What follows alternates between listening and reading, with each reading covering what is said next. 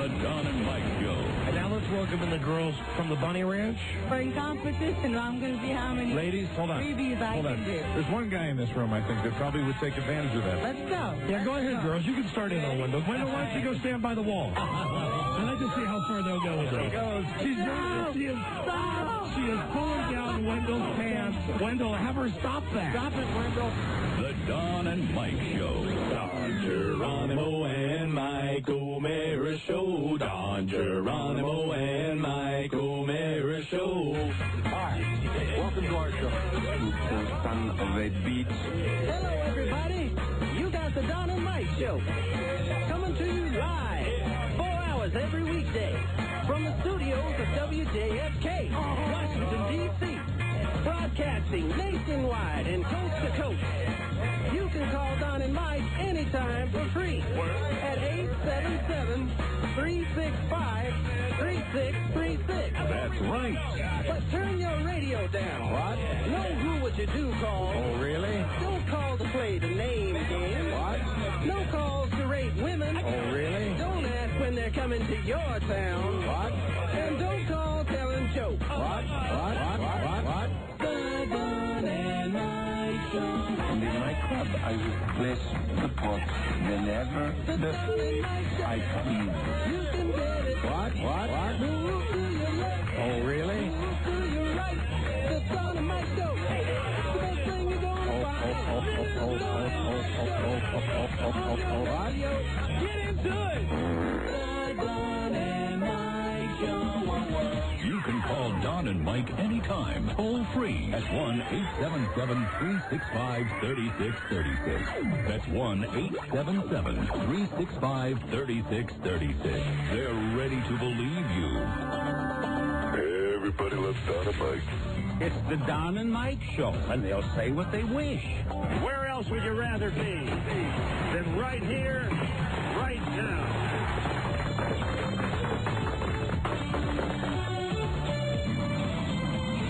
Yeah. We went all the way to Reno. What would happen if you gave a show and 1,000 people came and then you were not allowed to do your show? Oh, better luck next time, man. All I know is that I was praying to my Lord and Savior, and he let me down. Ladies and gentlemen, well, we didn't get to do the show. Here he is, Bill Hochberg. Ladies and gentlemen, please welcome Rob Spiewak. Take it away, Rob. I'm Rob A.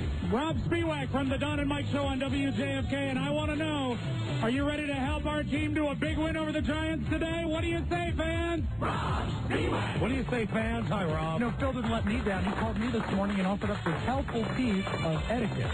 Okay? Whenever you're dining in a fine restaurant and they come over to you, immediately order 4 bottles of their most expensive wine. You won't go wrong. Good afternoon, Mr. and Mrs. Crooked and all the ships at sea. Hey, proudly broadcasting in pasties and a G-string, here's Don Geronimo and Mike O'Mara. Yeah. Thank you, Robbie, and hello, and thank you for listening, everybody. All you people in Reno, the true story's coming up. Good. Yeah, we'll let you know exactly what happened. Because the people around the country, I'm guessing, maybe don't care and don't know yet, but they're going to have to sit through it anyway. We are back from Reno. It's a new episode on Monday, February 26th, and the phone number's same as it ever was. Same as it ever was. 877-365-3636. 877-365-3636. Well, what can we say? Coast to coast. Welcome to my world. I was the only saving grace of the whole trip was, it was an awful trip. We'll tell you why in just a moment. But when we were leaving the Reno airport on Saturday, Rob and I stumbled upon the Elvis Presley slot machine. Yeah.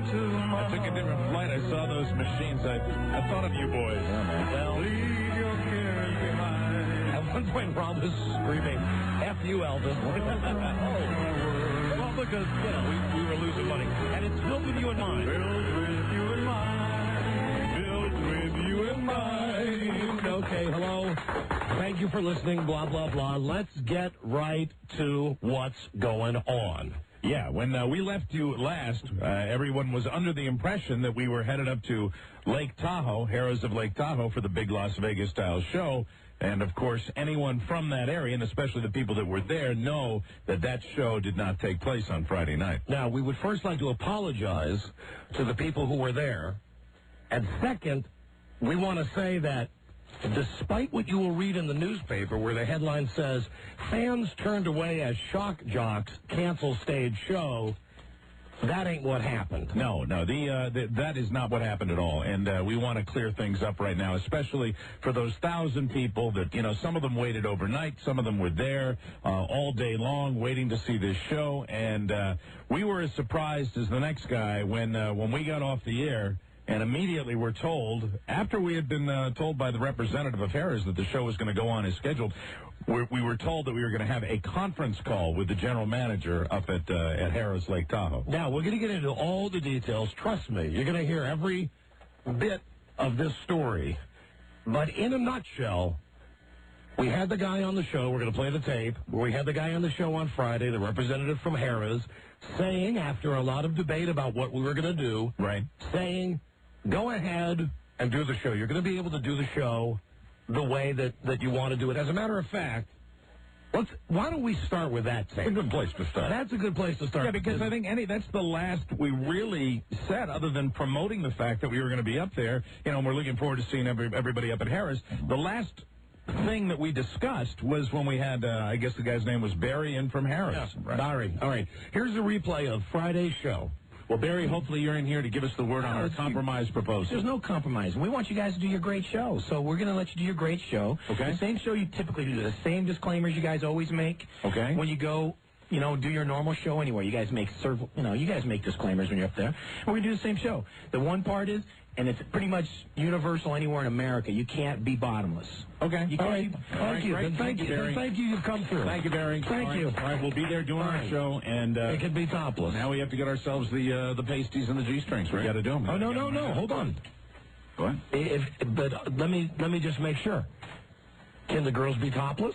well, just like we're talking about, the normal disclaimers you guys normally make. You're talking about doing. See, Mike, you get what he was saying? You know how we normally do it? Yeah, absolutely. That's what I was understanding that it would be. Yeah. Well, how you normally do it. Our normal disclaimer. It's a deal. Way to go. It's Thank done. you, Barry. Thank you, From Barry. what Charlie's described to me. Very good. And we got all right. Yes, we'll handle We it. understand. We'll take it from here, Barry. Thank you. That's all we needed. If you had just said that from the beginning, I know it. there would have been zero problems. We got corporate involved, and Harrah's has. Don't worry about it. Just so you know, there's a code of commitment that Harrah's is.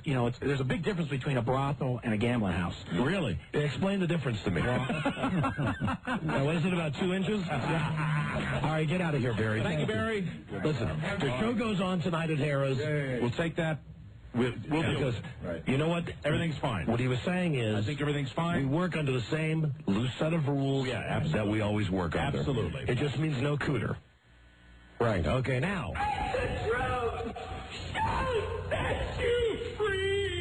Just so you know what the loose set of rules are that we operate whenever we do a Las Vegas-style show, the rules are that we do whatever the management asks us to. And it usually is contingent upon the guidelines for that particular city, that particular county, whatever the rules are that these guys have to adhere to. We go along with that. We do a different show in different venues. That's the way it works. So the deal that had been brokered behind the scenes was it was okay to have topless girls. That was Charlie had those discussions with Barry, I guess. And we ought to bring Charlie in so we can get Charlie had a lot more dealings with these guys than we did. Ours were on the air, and then immediately after the show when we had the conference call. So about the behind the scenes stuff was, because I'm sure Charlie is upstairs having his lunch. Come on down, Charlie. That topless was cool. Right. They weren't enamored with bottomless, but we said we'd handle it like we always do, saying that if people got bottomless, they would be thrown out of the show, and then you could have bouncers up there with towels, and, no one would get to see any cooter. Yeah, what we normally do is when he was talking about those disclaimers, we get up there and we say, hey, listen, here are the rules. This is the way they do it at this particular location. If you, do this or do this or do this, you're going to be removed. That's the way we normally do it. And is that the agreement that you had with this guy? Yes, it is. Okay, so that's set. We're ready to do the show. We get done with the show at 4:20. Reno time on Friday, keeping in mind that the stage show starts at 8 o'clock. As we're about to leave the studio at Harris... This wasn't even before you were done. It was during caller 100. I had a message from someone at the station that said, before you guys get in the car, you need to call Harris. Okay, because things were bad from that moment on. They had a car waiting for us. Charlie said, "Don't get in." Waiting too. I think so. Charlie said, "Don't go down to the car. We have to have a conference call first with the people from Harris." Now, at this point, it was me and Mike and Charlie and Buzz and Rob and Wendell. We were in a room on a speakerphone, and it was this guy Barry who was on the air and another guy from Harris, the general manager, right? Was that the guy? I think that's who it was. I'm not sure exactly who it was. I think he was the general manager. He said, "We have concerns," and we said, "That's fine. How can we help you?" They said, in a nutshell, can you guarantee that no one will take their pants off? That really, I think, is the central point to the whole thing. They asked us if we would get up on stage and issue a disclaimer that if anybody got totally naked, they were going to stop the show. We said, fine. Yes, we would. Now, anybody that read the paper, I think they, what was that direct quote? Because this is really not true, and I want to make sure that we're clear on this. Here's a quote in the Reno Gazette-Journal from Harrah's Lake Tahoe Communications Manager, John Packer. Quote, "They steadfastly refused on everything, so on mutual agreement, it was canceled." That ain't true. That's not true, because as far as we were concerned, everything was, would we get up there and make an announcement that the show will be stopped if certain behavior happens? Yes. Yes, we would. Would we be making an announcement that, someone would be removed if they misbehaved this way? Absolutely. Would we guarantee that we could do an entire show and somebody's not going to get up there and drop trow or show their breasts? No, we can't. We said, I said, can you guarantee me when I come into your casino that some madman's not going to come in with a 2x4 and whack me on the head? No, of course you can't guarantee that. We guaranteed everything that we could control. And we also said the way we do this at other venues is we have security personnel up on stage, and if somebody does violate their code and what they don't want to happen, you cover them up and you get them the heck off stage. And we've done that many times, and it's worked just fine. So then the general manager says, well, girls were taking their pants off on stage. We said, yeah. He said, how did that happen? So management didn't have a problem with it. And they didn't. At the time, they didn't. And that's the truth. And that's really the way it was at that show. And you know what? Everybody had a fantastic time. Everybody went home satisfied. It was a crazy, fun show. So now we're sitting in this room, and we're trying to figure out what the hell these guys are saying to us. We said, we can't guarantee that something won't happen. We'll take all the steps that you've asked in case these things happen. When we had the conversation with the powers that be, with these people at Harris, what the concern began, the concern with us became they were going back to it again and again and again. And I got the impression they wanted guarantees for us that we weren't prepared to give, which is we can't guarantee that people are going to behave a certain way. That was what they wanted, and we couldn't give it to them. You can't guarantee anyone's behavior except your own, especially when you're in a casino and people are liquored up. I mean, what can we do beyond saying that you'll be thrown out? Then they said, well, if that happens... And we went beyond that. We normally say, the rule is, our disclaimer when we get up on stage is normally, we say, if you behave like this, you're going to be thrown out. We went a step further and said, we will make an announcement that you will stop the show, that we will stop the show. Because that's what they said to us. Will you do that? They said, if someone takes their pants off, will you stop the show? Will you end the show? We said, yes. They said, what will you do?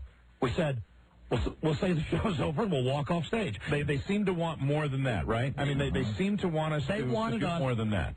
If it got out of hand, and I am positive it would not have. I don't think it would have either. If it got out of hand, it never has. That at some point, if the show had to be stopped because one of these rules was broken, what they wanted, in essence, for Mike and I to do was to stay up on stage and lecture people. Yeah, and that's what it sounded like to me. And tell them, like to say, it's your fault that the show's not going on. Yeah. And, they said, what will you guys do to help us out? We said, no, listen. We will stop the show and we will get the hell out of there. Yeah, right. I mean, we're not going to stand up there, and like have bottles thrown at us and stuff. I mean, you're the guys who at that point would be stopping the show. Yeah, they wanted something more. We were telling them, look, we'll make the announcement, but if you stop the show, you're stopping the show. We're done doing the show. They wanted something more.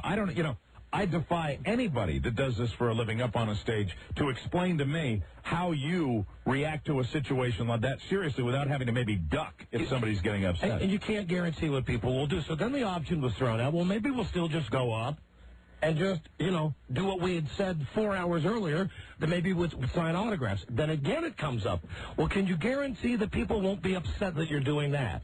We said, of course not. And the more we thought about that, the more that seemed to be, a situation. We didn't want to incite anybody to misbehave. We didn't want to incite people. That's the last thing we would want to do. We really didn't want. We wanted to do our show, and we wanted to have a good time. Every time that we came to them with an option, which was a compromised option, something that we didn't want to do in the first place, every time they turned around and said, "Can you guarantee this?" And we said, "No. How can we guarantee the behavior of 1,000 people?" Our central point in this whole thing was that we cannot guarantee people's behavior. Right. No one can. Just like you guys in the casino can't do that either. You can't guarantee how people are going to behave. But what you can do is you can make the announcements like we would have made, and you can have personnel there to make sure that if somebody does misbehave, they get them the heck out of there. We've done that before. We made that clear to them, and it just didn't seem to be. And then at that point, I think they asked us to wait on hold. Yeah, they put us on hold while they were for the second time, and we just said,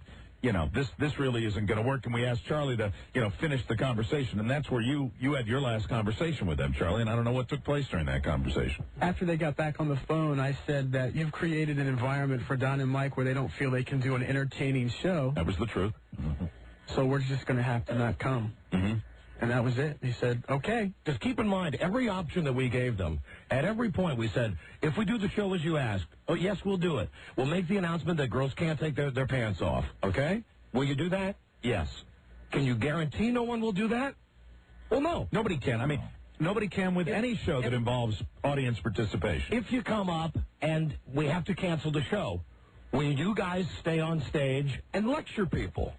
No, we won't. Now, they wanted us to, somehow make it right if they were going to stop the show. Now, we'll make it right if we've done this before where we've made all the announcements they want. If you guys come up here and all you do is sign autographs, can you guarantee that someone's not going to get mad and throw a glass? No. How can we possibly guarantee the behavior of anybody else, keeping in mind the whole time we said to them that we've done these shows for 5 years? Can we tell them that we've done these shows for 5 years and we've had people that, would flash when they're not supposed to flash and then they were removed from the stage and nothing happened? Yes, we can, because that's the way it's worked while we've done these shows. Mm-hmm. We've had that happen before. They had the cops in riot gear. That's what we were told. Out front of Harrah's. I want to, obviously we're going to hear from the people that were up there. But that's what we were told, that there were people up there. And I've heard all kinds of reports that you and I were there. We were actually there. No, we were never in Tahoe. No, we didn't think it would be a good idea to go to Tahoe at all. We found another room in Reno and spent the night in Reno. And for those of you who made the trip from Sacramento or from Stockton or from Bakersfield or even from Reno, we apologize. And we have never, I don't believe we've ever canceled the Las Vegas Stone. And I know some of you going to think we're pussies.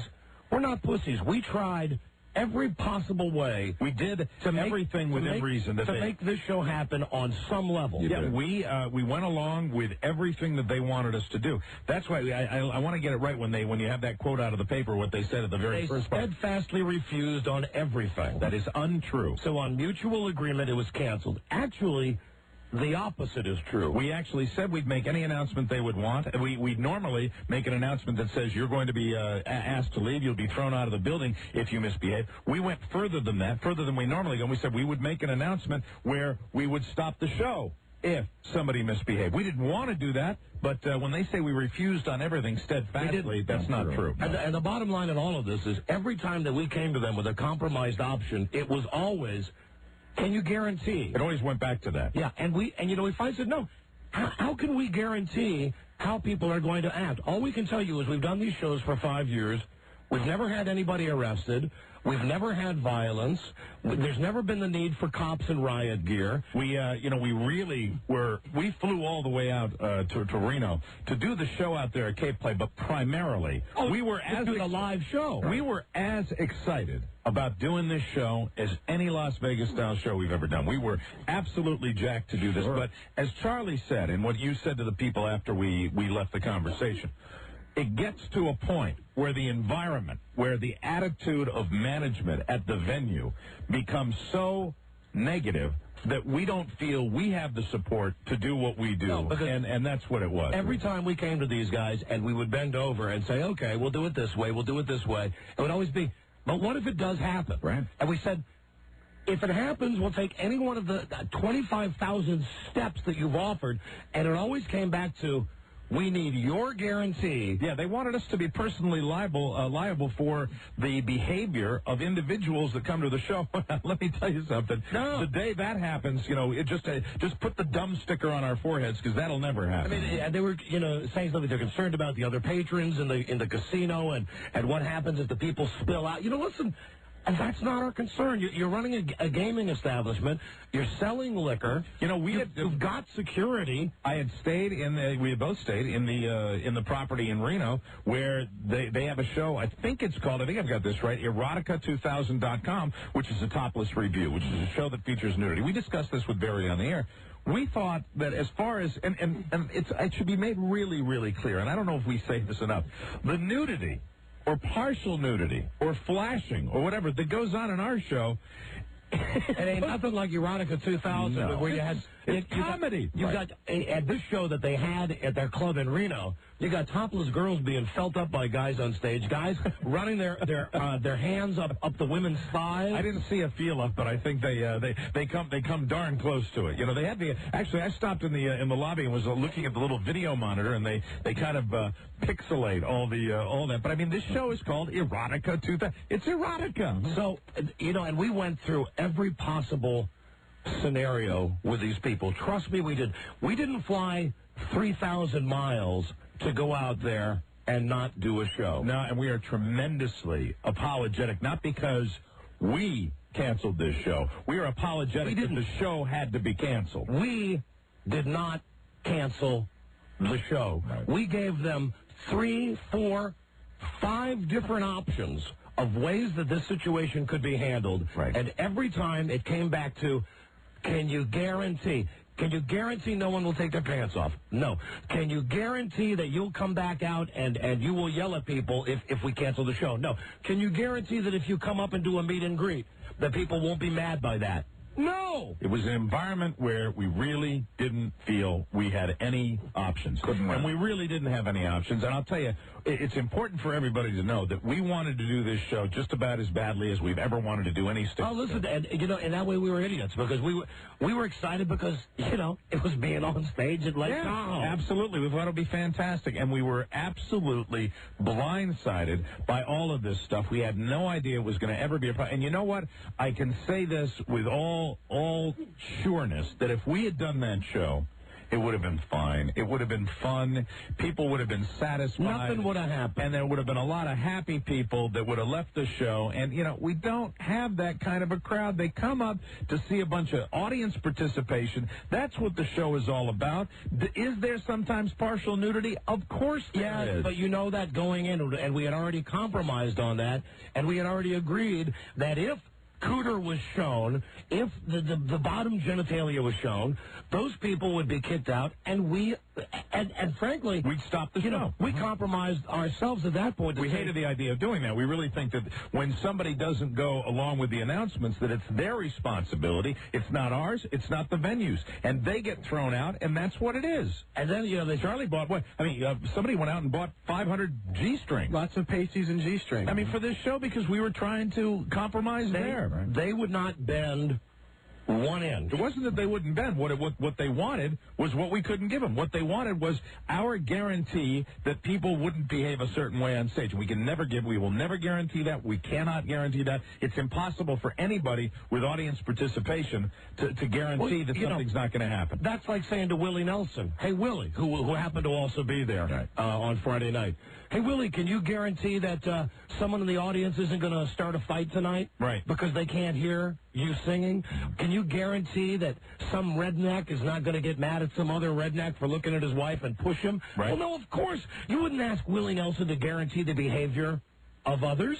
It's very, very frustrating, and I'll tell you, we regret the whole thing. I mean, we just can't believe it happened, and we were. Well, I'll tell you, we sat around for a good 2 hours after that in the conference room out at K-Play. And I'll tell you right now, we were just, not only were we shocked, but we were completely disappointed by this. We're blown away by this. We enjoy doing these shows as much as people enjoy coming out to see them. We were a little freaked out by the whole experience. But every option that we gave them, the compromise show, the walking off if something happened, every time that we would offer a compromise, they would always come back with this crap.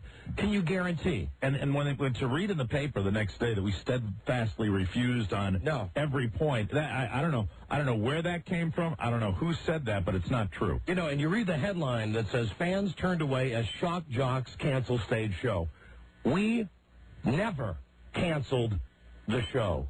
We never canceled it. Never, absolutely, 1,000%, never canceled it. There was a conference call with us. I believe it was the general manager after the show, after our air show was over, and that's when all of these concerns were raised, and that's when we were asked to give a personal guarantee, and we couldn't do that. And, you know, and we were talking to two managers and a room full of lawyers. Yeah. That's what we thought. I don't know if they were in there, but I mean, it sure sounded like when we talked to our agent when he's got 15 lawyers, you know? Yeah, I mean, no, there were lawyers, and the guy from Harris had told us earlier in the day that they had all of their legal beagles on this. We didn't think that, you know, I don't know where someone along the line got the impression that we do a show that would be putting them in jeopardy, but it usually, you know, is a wonderfully good time, and when people do get on a line, you have security in place to get them the hell off the stage, and that's usually what happens. I mean, it's not usually what happens. What happens every time when that happens. We could not have been. I mean, we had just got done doing the regular show. We were ready to get in the car and pile up for the hour-and-a-half drive up there. I think anybody that heard, you know, when Barry was on from Harris and heard our reaction once he said, "Hey, it's a go, guys," heard the real deal. Heard the way we felt. We were happy. We said, "Great. You know, you've been wasting our time by dicking us around earlier. You're going to let us do the show the way that we want to do it, the way that we always do it, the way we always work with the club managers. Great. We really do. And, you know, we've had good situations with that and bad situations like that. And I'll tell you, the bad situations exist when somewhere along the line, as Charlie says, and I mean, this lets you into the inner workings of when we do a Las Vegas-style show, the way Charlie prepares any venue for our appearance up there, he tries to talk them out of it. He said, this is going to be the kind of show that's going to have lots of fun, but, you know, tasteful flashing. And if you don't like that kind of thing, don't do it. Right. You know, these guys, with the guarantee, that's where they're killing us. Can you guarantee nobody will do this? Well, no. Can you guarantee that even if something as simple as coming up and changing what we do, just signing autographs, can you guarantee that people will not get mad? No. I think what we can guarantee from this point forward, really, is there's going to be something on paper that any venue that's going to have us up there is going to have written down, and they're going to know exactly what can happen at one of these shows, what it's all about, and you know, we're not going to have these last-second things happen again. No, because we'll make it right. We really will. Frankly, yeah, and I don't know how to make it right to the 1,000 Yeah, I don't either. people. I mean, I don't think, you know, we're working. We are working on that, though. I mean, we had a meeting today. We're going to try something. You know, unfortunately, there's no way to figure out exactly who was there. You know what I mean? I mean, unless you kept the wristband that they gave you at the door, I don't know how we could possibly make it up to everybody. We had meetings today where we're talking about at our own expense, hiring buses to bring people from Reno to Sacramento when we go out there to do the show. We talked about the people from Sacramento who went all the way to Reno, about giving them a special upfront area for the show at Arco Arena, and doing a special show afterwards or before just for them. Right. You know, we want to do something more than just send people a T-shirt who waited in line, but you should know the bottom line on this. We never canceled this show. We would never do that to the people who listen to this show. We would never do that. I swear to friggin' God, we would never do that.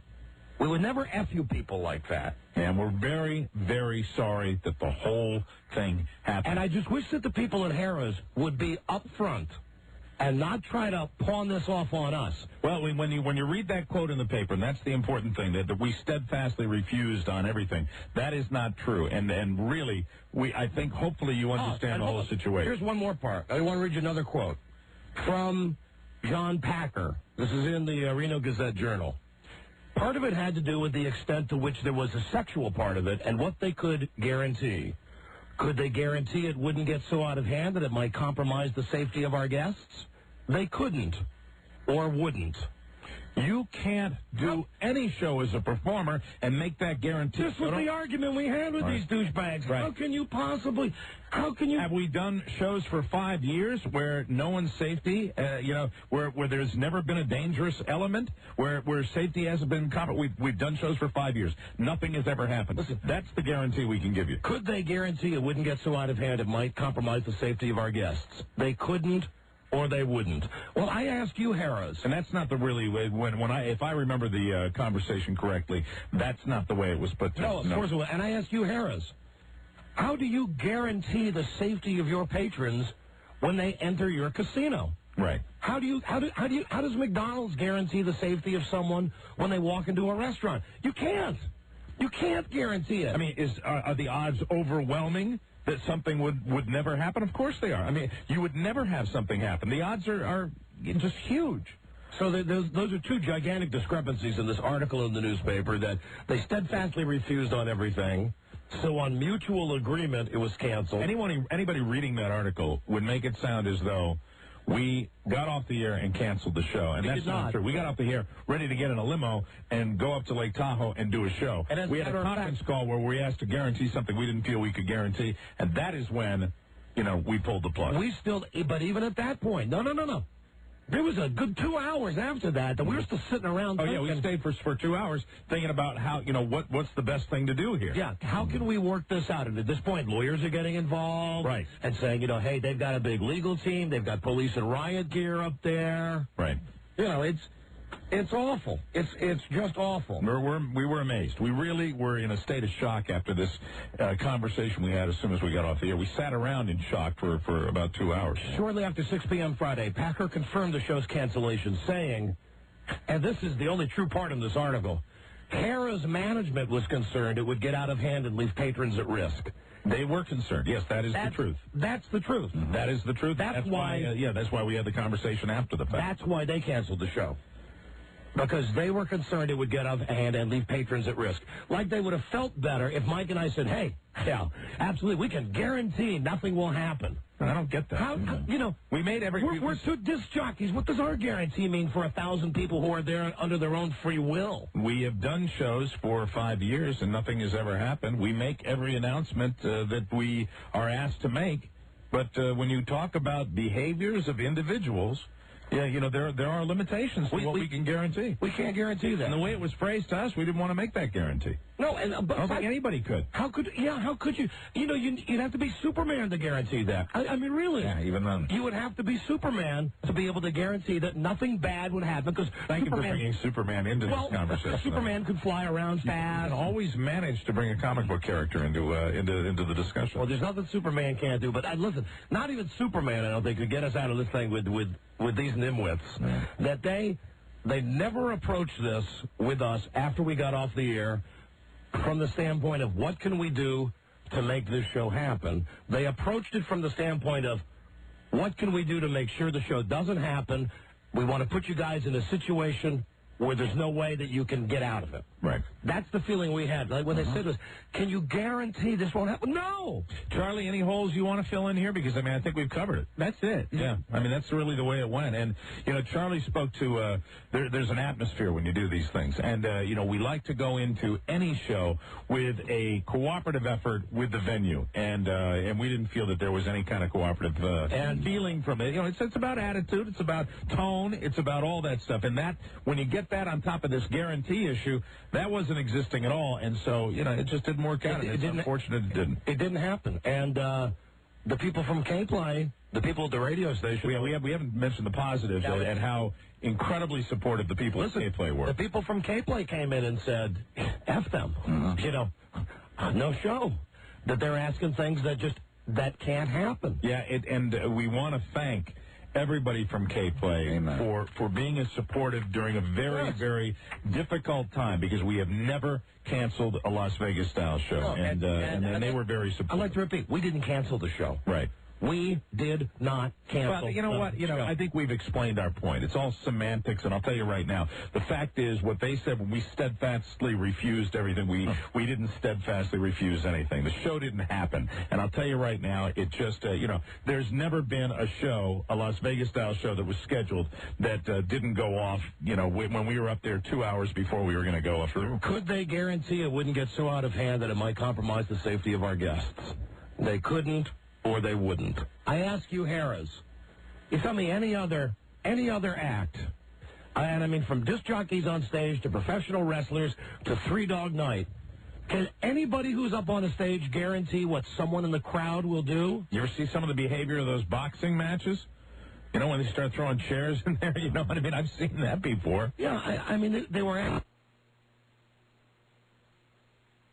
1,000 times over with them. Yeah, well, the fact that they said we steadfastly refused. That's a lie. That's just not true. That's untrue. And this headline should be changed. Fans turned away as Harrah's cancels stage show.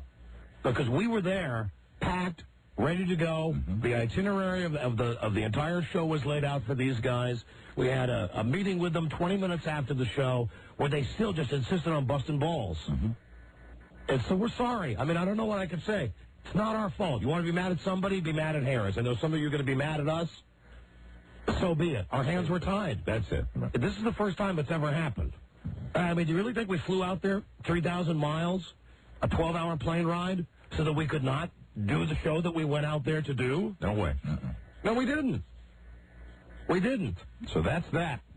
Sorry. I mean, we're sorry. We are sorry. We are going to try to make it up. Sorry for the whole circumstance, and you know, we really are that, and we mean that from the heart. We are very sorry that happened, and you know, we were as shocked and disappointed after we got off the air because we were ready to go up there and do a show, and you know, this has not happened to us before, and never. It's amazing. And I just wish that they'd be honest about it. I wish that they would not try to spin it. Yeah, I mean, put the truth in that article where they weren't comfortable with the assurances that we gave them, and that's the bottom line. Yeah, they weren't comfortable with that. Because we said to them, we can't guarantee the behavior of people who are not us. We can make the point to the people to say, don't do this. But you can't hold us responsible for what other people do. Not to mention the fact that it's never happened anywhere. Right. Never. We've done these shows for 5 years. There's never been one arrest. There's never been one place demolished. Never. Even when we've done the shows, like that time that we went to... There been one arrest? Hagerstown. Wasn't there one guy arrested one time? I don't remember. I think that wasn't fair. When we went to Hagerstown, and it was an awful show because they wouldn't let us do what we wanted to do, we still at least were given the opportunity to get up there and say to people, hey, they won't let us do what we want to do. They never said to us, can you guarantee that people will not react? We have police and riot gear. Right. You know. Charlie, can we guarantee people that because we're going to provide the venues with something on paper that will explain it and spell everything out, that this kind of thing... we're going to have to from now on. We can never have this happen again. Can't we? Oh, we're going to have to. Yeah, we can never have this happen again. No, and I think that really we all discussed that on Friday night, and I think that makes a lot of sense. You know, but unfortunately, normally a handshake agreement has been good enough with these people because... Not again. We're not going to get burned like this again. You can't tell me that the people from Harrah's did not know the type of show that they were getting. And even... How long had this been set up, and how long were we advertising this? We had started working on this with the radio station, I believe, in June or July. Right. Of 2000. That's how long, folks. Wow. That's how long something like this takes to get underway. And even after the show was over on Friday... when we had already been reassured by Barry from Harris. Let's listen to that again. Good. Well, Barry, hopefully you're in here to give us the word on our compromise proposal. There's no compromise. We want you guys to do your great show, so we're going to let you do your great show. Okay. The same show you typically do, the same disclaimers you guys always make. Okay. When you go... you know, do your normal show anywhere. You guys make disclaimers when you're up there. We're going to do the same show. The one part is, and it's pretty much universal anywhere in America, you can't be bottomless. Okay. You can't keep... Thank you. And thank you, Barry. Thank you, you've come through. Thank you, Barry. Now, do you hear that? You know what you hear us saying? You hear us saying thank you. You're going to let us do the regular show that we always do. At that point, it's out of our mind, and we're going up there, and we're going to be, make every announcement they want us to make, and we're very, very excited about doing that. And the one thing I remember, because we were just talking to a speakerphone, when one of the guys on the phone said, I've been told that in Sacramento, a girl took her pants off on stage. Yes. How did that happen? Said, in Sacramento, we were told that was okay. I mean, isn't that true? I don't remember. It was so long ago. I mean, that came out of left field. Somebody was telling them something happened in Sacramento. But, when that happens, I got news for every venue we go to. That happens because no one says that can't happen. Right. I mean, we said to these people, we're beating a dead horse here. We are. But we said to them, we will make every announcement. We agree that we will walk off stage if you cancel the show. But every time that we said that, they would come back with some other caveat that made it impossible. It really wasn't another one. It was like they came back with the same one over and over again, and they were beating the dead horse. Hold on. Hello, hotline. Mr. Sherman White? Hold on, please. Will someone tell Shamron White he has a phone call? Yeah, I got it. Can you pick it up, Rob? Sure. Hello? Yes. Speaking. Yes. Who's this? Yes, who's speaking? That is you 7 times the son of a bitch. How are you? No, you're calling the right place. We've been waiting for your call. We've got your car ready.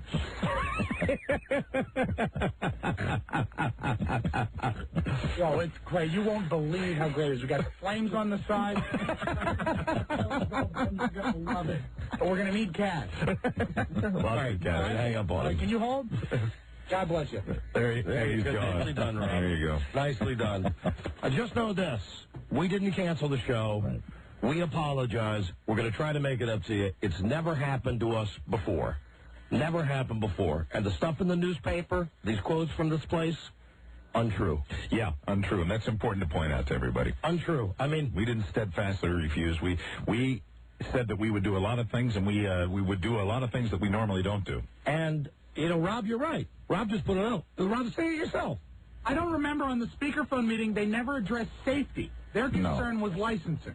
Yeah, that's the way I understood it too. Yeah, they really. My recollection. But I mean, as far as all that, we've made it clear exactly what's going on, and I think anybody that knows us and listened to the show, they know we were excited about doing this show. We wouldn't go out there and F your people like that. I swear to God we would. Especially when we heard people had camped out all night for tickets. People drove all the way from California. We knew that. There's no way that we would do that to you. There's no friggin' way we would do that to you. So we apologize for the circumstances. We really, really do. But you really owed an apology from Harris. Yeah, and that's true also. But I bet they don't apologize. I bet you that they don't. And furthermore, Forrest Hartman at the Reno Gazette-Journal, I hope you're listening today so you can get the real story. Jesus.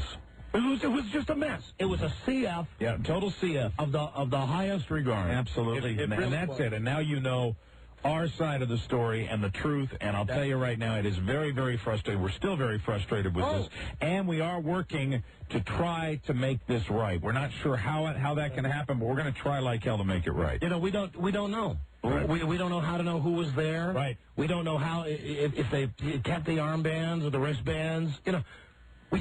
We don't know. But we're not going to let it go. Right. We're not going to just forget about this. Good. And Harrah's. Yeah, okay. Yeah. Right, I know. Okay. I've been yelled at by lawyers already today. Right. There's too many lawyers involved in this thing. I know. Hello, Don and Mike Show. Hey, what's up, buddy? Hey, buddy. I'm so pissed, man. I can't believe this. I spent 3 days of my vacation and a boatload of cash, and I didn't get nothing. I'm not blaming you guys. I'm blaming them jerk-offs. I'll never go to Reno for the rest of my life. I'll go blow my money somewhere else. That just pisses me off. All right, all we can do is apologize. I can't believe this. When are you guys coming back out this way? I think we're trying to do it at the end of April. Yes. The end of April? Yeah. Okay, hopefully it won't be anywhere near Reno.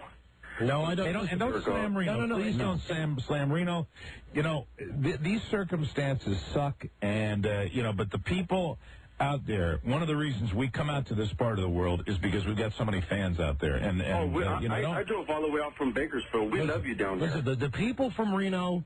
And people from the radio station. Oh, you know what I want to do also? I want to really thank one of the finest, most incredible casino hotels I have ever seen, I have ever stayed in. I am the Peppermill? The Peppermill? Yeah. When you go out to Reno, ladies and gentlemen. That's where you should go. You do a beeline to the Peppermill Hotel and Casino. It's one of the most beautiful hotels. And we're not saying this because of the situation with Harrah's. We're saying this because it's the truth. It was a beautiful place to stay. That's where we ended up paying to stay on Friday night. That's right. Because we had to make different arrangements. Hello, Don and Mike Show.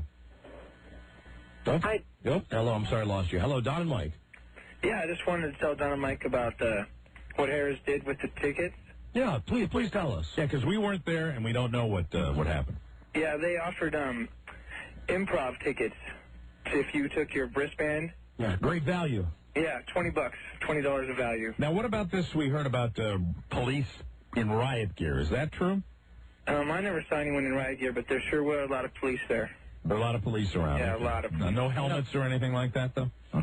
No. Okay. But even if there was tons of cops there, I mean, talk about that. That was their whole attitude. This overreaction to something that hadn't even happened. Yeah, let's ask this guy. I mean, there's so many questions we have about everybody. So once they did this, were there any problems? Or was there anybody that got rowdy at all?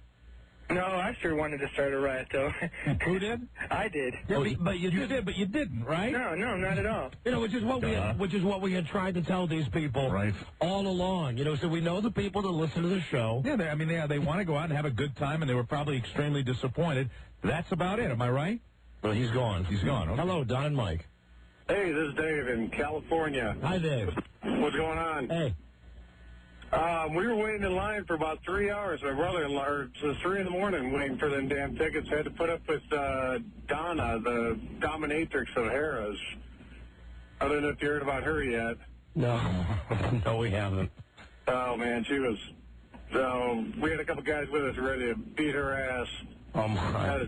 That is so messed. That whole thing, man. We were in line, and I don't know where they were getting this whole thing about. You know, everybody being unruly and all that. That was the most. When we got in line to get in the show. Maybe they got that idea when you said you wanted to beat her ass. Oh no. I mean, I know that's the last thing you would ever do, but just that's the kind of rhetoric that we, I want to make it, and that's why I'm mentioning this to you because I want to make it clear to the people at Harrah's that the people that come out to our show. Oh, we said that to them 1,000 times. Honest to God, but I mean, really, when you make a comment like that. I know he doesn't mean it, and you know what? People want to come out and they want to have a good time, and they're not the kind of people. Believe me, there are other performers that get crowds where that type of thing might happen, but not when we go out and do a show. We're very nice. I mean, trust me, we said this to them 1,000 times. We can trust the people. They said, well, can you guarantee? No. Can you guarantee that when I cross the street today, I won't be hit by a bus? That's why I think it's really important, because I didn't hear about anything happening. No. And it's real important. I want to ask everybody that was out there, when we talked to these people, what happened? I mean, I'd like to know how they reacted. Hello, Don and Mike. Hello, how you guys doing? Hi, we're doing great, thanks. What I can't believe is I've been listening to you guys for over 2 years now, and you've done these shows before, and you've talked about them before, and you talk about exactly what goes on. Yeah, we do specifically, right. And you go do one of these shows, and then all of a sudden they act like they have no clue, and it's just amazing to me. And I feel bad for you guys that you had to go through that. And no. Listen, don't feel bad for us. Feel bad for the 1,000 people. And I feel bad for them. And for the people at K-Play who came up to us quite often on that Friday night and said, hey, we are so sorry about putting you through this. Look, this comes with the territory. We're fine. We're concerned about the people that were out there waiting in line. That's who we're. And thanks to the people at K-Play for they're very nice for apologizing for. And it really it was not their fault either. Nothing to apologize for. I mean, and just to show you, to illustrate the level that this situation was screwed up by Harrah's. Harrah's is an account at KPLY. Mm-hmm. KPLY said, don't do it. Right. I mean, no show.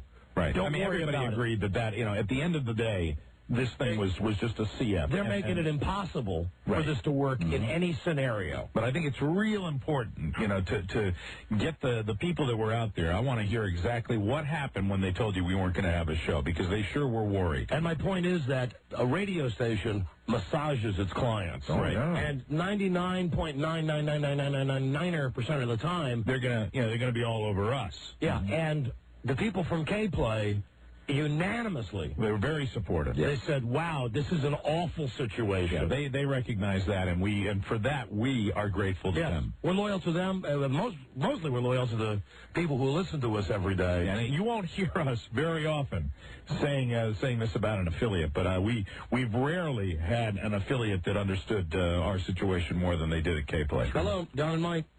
Yeah, I just wanted to point out to you guys that you're totally right. You can't guarantee it. Look at the Olympics. Atlanta guaranteed what? And they had the bomb there, and then you had the Olympics back in the 70s where all those people were killed. How do you guys guarantee? But that's why it's so ridiculous, and that's why we got pissed at them. Yeah, we're not lawyers, so we were sitting there, and they were asking us. The only thing we were looking at it was from a logical standpoint, and they were asking us to guarantee something that we really didn't feel we could guarantee. No, we can't. And it's nothing like the Olympics. And I understand the point you're making, but my point is, come on, it's a show on a stage. Exactly. They were just looking for a scapegoat in case something happened. Yeah, for 2 hours on a Friday night. You're right. That's exactly what they were looking for. And I tell you, do people get up there, take their clothes off? Yes. Yes. Do people, get rowdy up on stage and make fools out of themselves? Yes. Yes. Is this a dangerous show? No. Absolutely not. Is it a funny show? Yes. Okay.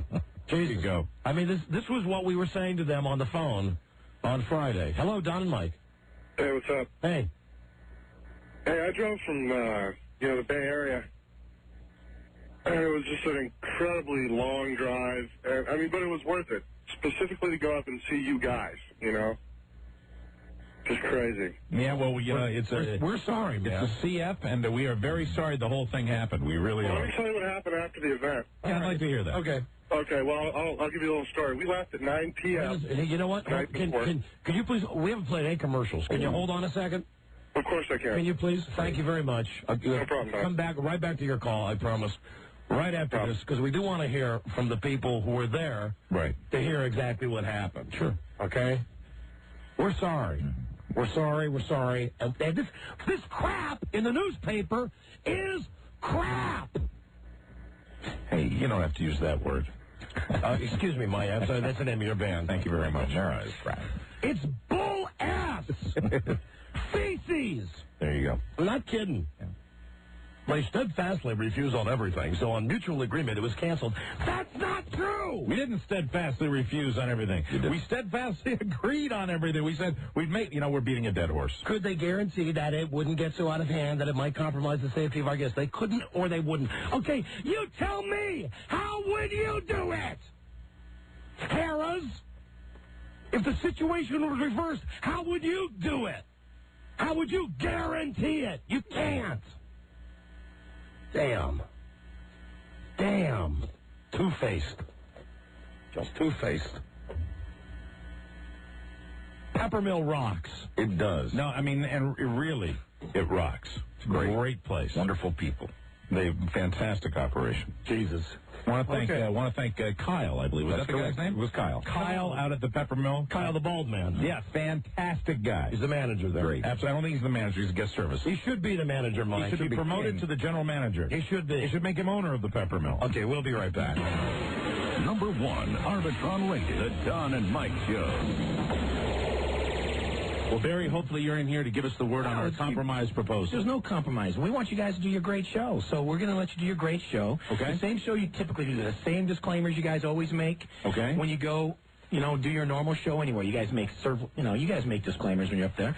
And we do the same show. The one part is, and it's pretty much universal anywhere in America, you can't be bottomless. Okay. You can't Thank you. Thank you, Barry. Thank you. You've come through. Thank you, Barry. Thank you. How corrupted is down here? They all know each other. It's like the clans here. They're inbred. They sleep with their sisters. Some of them do. It's time to squat and take a growler. It's time for Don and Mike. All right, let's finish talking to this guy from Reno. Hello. Hey, what is up, gentlemen? I am not caller 100, but I am pissed off. Right, thank you. Hold on, is this the guy I put on hold? Yes, sir, it is. Okay, great. All right, go ahead. All right, we left California at 9 p.m. We got up to the Internet Auto Sales location at approximately 2:15 in the morning, waited in the cold in a situation where we weren't acclimated. We got our tickets at 9 o'clock, and Mike West was a great guy. He was out there. He was the guy that was dealing with Charlie Broyhill. Yeah, he's the guy that helped us out. We want to thank Mike West. Really terrific guy. He was our point man out there. He's a guy from KPLY. Right. Good guy. He said, hey, Harris is underwriting the whole thing. Why don't you guys go up there, go handle your business, go have fun, play at Harris. So we took the trip out. We drove, down through 95, had some breakfast at Heidi's, whatever, and got out there to South Lake. And so we dumped a bunch of money at Harris, and we had a good time. I'm not saying we had a bad time at Harris until it was 4:15. We got up there in line, my girlfriend and I. Hold on. We appreciate the fact that your girlfriend has great teats, but you can't say the word you said. Was she going to participate in our reindeer games? Yes, sir, she was going to. Oh, we missed out on seeing some great teats. That's so disappointing. All right, so your girlfriend has a great rack. Awesome, 6-point buck at least. Anyway, we're up there. It's about 5, I'd say 5:20, 5:30. 4 dudes in suits come rolling out with the little earphone things going on, and there weren't any Douglas County law enforcement officers or any state line city police. And the South Shore room was up a set of escalators. They turned off the escalators going up and encouraged people to go down, at which point they offered you a free ticket to whatever kind of show, within a reasonable amount of time that they were showing up there. So you're talking about, hold on. Are you talking about, this is Friday about 5 o'clock at Harrah's, right? At Harrah's. 5 o'clock in the afternoon? 5 in the evening, yes. Okay. All right. So the Friday of the show, 5 o'clock in the evening. Okay. Right. There's about 700 or 800 people roughly in line. The last few hundred people are just going to wait and sit in the back of the room. It's a Don and Mike show. It's going to be great anyway. It's a listener appreciation thing. It's great. So the guys in suits roll by, and they tell us that the show has been canceled. And then the chanting starts. Harris sucks. Harris sucks. This is what they said. I'm not saying positive or negative that Harris is a good or bad situation, but this is what those people who were in line were chanting. And at that point, they were even more perturbed, and it was the Don and Mike, Don and Mike. I just want to say, to the people at Harris, hold on, the people at Harris, the behavior that is ensuing here is the behavior that they were worried about, and the reason that the behavior happened, even with people chanting, is because they handled the situation the way that they did. Yeah, I agree. That's right. All right, please continue. Okay, so at that point, they turn off the up escalators. There's a bunch of light blue, polyester shirt situation going on with all the security folks, and everybody comes down the down escalator, sporadically, 4s and 5s, and everybody's pissed off. And my girlfriend and I take our wristbands, and we go over to the line where they're going to give us, you can get an improv ticket. Why don't you kiss my, Yeah, that's right. You can say that. Yeah. Oh, can I tell them to French kiss it, though? Sure, go ahead. Okay, well, they can French kiss my ass. Or they can get on their knees and French kiss my unwiped just for them ass. Okay. Anyway, so we got all this going on. We got a bunch of angry people. I want to give props to some guys. There was Dennis, and there was Mike, and Casey, and a bunch of people that had waited, and Jimmy. They had waited all night, and they were all looking forward to it. And I know they don't blame you, and I don't blame you. But when you get put into a situation where you're exceptionally uncomfortable, and they ask you to guarantee something that you can't guarantee, you're being jammed. You're being absolutely jammed. So and I really respect you guys, and I know you guys. I want to tell you one more thing. The people at K-Play. Mayor does not get on a plane. You know what I'm saying? That's right. That's right, buddy. That's right. Immediately when we knew that they were canceling the show, the people from KPLY put an announcement on the air. Yeah, we put an announcement immediately. A very simple announcement that the show has been canceled. Harris has canceled the show. Right, but at that time, everybody was already in line to get into the Right, they were inside there. And the problem is that you can't even pick up the station where they are in Lake Tahoe, up in the mountains. So what happened after that? You say the security started coming down. What happened? Well, okay, everybody's going down the escalators, and they're offering these, you can go see a show. So my girlfriend and I were like, you know what? I don't care what show they're offering. I'm not coming back to this venue ever. Again, on the knees, the French kissing and all that stuff. Right. So we kept our wristbands just in case some future event where you guys have we could make it to. I hope that you do not throw that away, because it's on top of the freezer. Unless we go with the honor system with people, and we are working on You know, Charlie just swore me to secrecy, but I'm going to have to tell you, we're already working on coming back to Reno real fast. They're working on something. Okay. Right. Anybody who has a wristband or can prove that they were there will get... They could have traded their wristband in for seeing a show whenever they wanted. They didn't have to necessarily go to that improv show that night. So it's not a date thing, and so that makes it a little tough. All right, we're going to work it out. Don't worry, we're going to work it out. I just want to say to anybody who did keep the wristband, please keep it as a way of proving Yeah, hold it there. on. Yeah, you're people of honor. Yeah. Check this out. At the Internet Auto Sales place, they took down the names and phone numbers of, I guess, 10 or 12 people. What do you mean? What's your point? Well, yeah, the first like 10 or 12 people who were in line, and they took our names and numbers so that they could contact us or so they could, tell you guys, so you could jam us up at the show and make fun of us. So you guys waited for 9 hours. I hope you like, that kind of Oh, I got. Okay, all right. So maybe the station has some information at least about the people who waited in line. All right, listen, thank you. We got to go. There's other people. We'd like to hear more stories. Hey, can I get just a second with Rob A? Sure. He's right here. Hey. Private. A private. Private. Rob A. Wow. What line? Sure. That's line 5. Let me put it on hold. Go ahead, Rob. Yes, dear? Good. What can I do for you? A private moment with Rob A. Okay, it won't go on the air. We are not on the air. I am, but you're not. What is he doing? What is this guy doing? I don't know. I want to say, Rob, I want to French kiss your ass. I want to French kiss your ass. Oh, good. Congratulations. Okay, very good. Oh, now he's slowing the show down. All right. Okay. Hello, Don and Mike show. Hello. Hello. Hi, you're on the air. Hello, Don. This is Dennis from Reno. Hello, Dennis. Hey, the guy you were just talking to, he mentioned my name there along with my buddy Mike. Yeah, I just want to let you guys know that Mike West at K-Play was wonderful. Yep. I was part of the group that stayed from like 7:30 on Thursday night to get our tickets on Friday morning. Christ, we appreciate that, man. We are really, really sorry that you guys got F like that. Hey, there was some bonuses, though, too, because that gal Casey that Lewis just mentioned, she actually showed us her rack while we were out there in the 16-degree weather. Wow. Well, so that's awful nice of her. We lose. All right, good. Thank you, my friend. Hello. Don and Mike show. Hello. We didn't all lose. Hello. What's up? Hey. Hey, I just confirmed what the other guy said, that it's the way it happened, and the guy from Lake Tahoe came up and said that you guys pretty much just canceled the show. And, okay, well, just so everybody knows, that ain't true. Yeah. Oh, yeah, we know that, yeah. Hopefully you know what the real deal is now. But that's what they told us, when we were in line. Yeah, of course, what are they going to say to you? Hey, we canceled the show. Of course, they're going to make it sound like they canceled we canceled the show. They canceled the show. They canceled the show! But we have... Don't laugh at me. I'm really mad. I won't laugh. I won't either. Thank you. It's hard to get mad around here. I know. It's really hard to get mad. It's a mirthful place. I know. I know it is. I know. Dear. I'll get into that later, dear. No, you won't. It's not true. I don't want to argue with you about that. We don't have to argue. We have differing opinions. Yes, we do. Yes, we do. I'm just going to be stating the fact. Yes, we do, dear. Yes, we do, dear. I'll be watching you. Hello, Don and Mike show. Hello. Hello there. I was up there for the Reno show, too. Sorry. It was my present for Valentine's Day. Oh, I know. Bummer. It's terrible. Well, did you salvage a decent Friday night? No. My husband was so mad. He wanted to go home. We had a room and everything. Well, one thing that nobody... Wait, did you come up from Sacramento? Hold on. You can't say the S word. Okay. She just said SHI happens. I had to delete that out. I hope it wasn't... Oh, I know I wasn't on the air. Hope it wasn't a sad drive back. You are on the air. Oh, no, it took us 4 hours to get back in the snow. Honey, you're on the air. Oh, okay, I didn't know that. No, you didn't know. Okay. Okay. But, Mrs. Brinkley calling. One thing they're not mentioning is that I couldn't understand why the lawyers didn't come out at the last minute.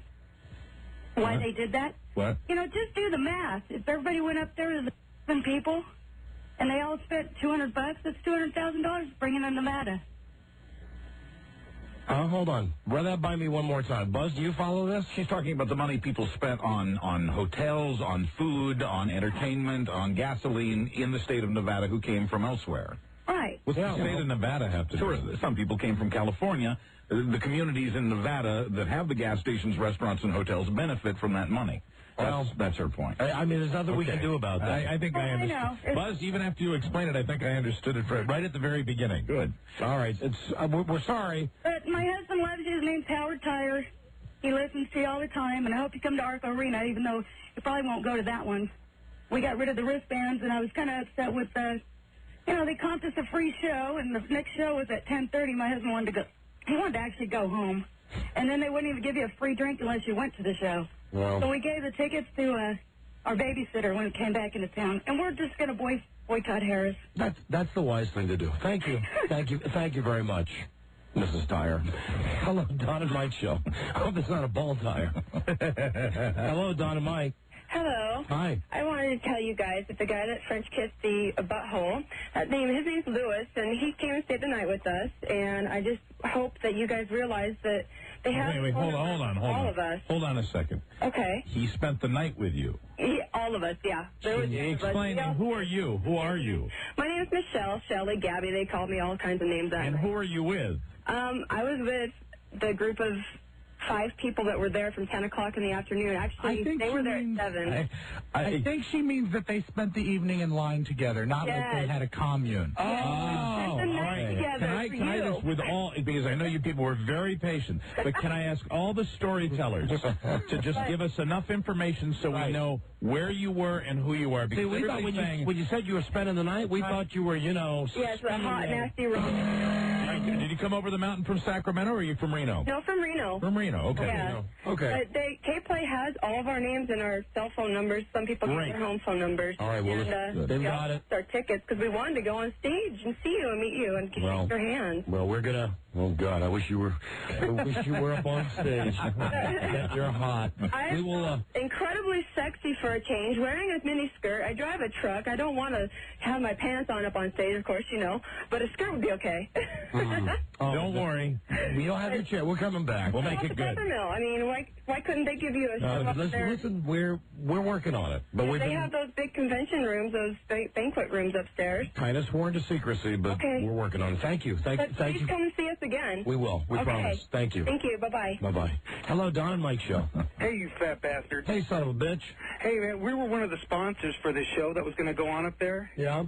And when we got to the show, we got there pretty early because Mike at K-Play had given us some VIP passes, the meet and greet things. Oh, yeah, listen, we apologize to our sponsors also because they were going to do a little meet and greet halftime thing where we were going to meet the people who actually sponsor the show. This sounds retarded. We were actually looking forward to that. Mm-hmm. We were. Yeah, well, for a couple hours, we were the cock to the walk, walking around with our little badges and so forth. Anyway, when we got there, and like you said, you can't get K-Play on the way up, we were told right off the bat that the show's been canceled. And when we asked Gary, that's Gary, the little security guy with the microphone coming out of his ear, what was going on, and, he saw that we had all of our giveaways. We had a bunch of stuff to give you guys to throw off the stage to people. Right. And, football, T-shirts, and so forth. He said, why don't you get a hold of Barry Phillips and get him that? I'm like, okay, how do I get a hold of Barry Phillips? He's the joker that came up there and was yanking your guys' chain, saying, oh, we love you guys. I've been a big fan of the show. Right. Same guy who said he's been a big fan of the show, yet didn't know exactly what it was you guys did. No, listen, don't give him that much credit. He did know. And the people at Harris knew what they were getting into. Exactly. And we all saw through that, and we were laughing our asses off when you were sitting there calling him a jerk-off because that's exactly how he came across on the radio. Gee, I hope he's not listening. Anyway, when they wanted to take all of our giveaways still, for the casino. So we said, screw that. We went out in front, and we got them chanting Don and Mike, and we were just tossing them into the crowd. Everyone out there just standing out there in the freezing-ass snow waiting for you guys. And we didn't care. We were just throwing them out to the crowd, and everybody was all happy. And then security comes up to us, asks us to stop, because I guess we were inciting happiness. Asked us to stop and disband, And at that time they said, if you guys showed up, now this is a quote from Gary, that's Gary. Okay. This was a quote. If you guys showed up to the venue, you were to be, quote, escorted from the property. That is a quote, and I'll challenge that chump on that one any day of the week. I wouldn't be surprised. Very, very interesting. Thank you, my friend. Hello, Don and Mike show. Hey, Don and Mike. Hey, buddy. Hey, my name's Tony. I came from Bakersfield all the way to see you guys. Drove actually. Tony, thank you. We're sorry. 9 hours through snow. Actually had to drive 2 chains through Mammoth. Sorry, 395.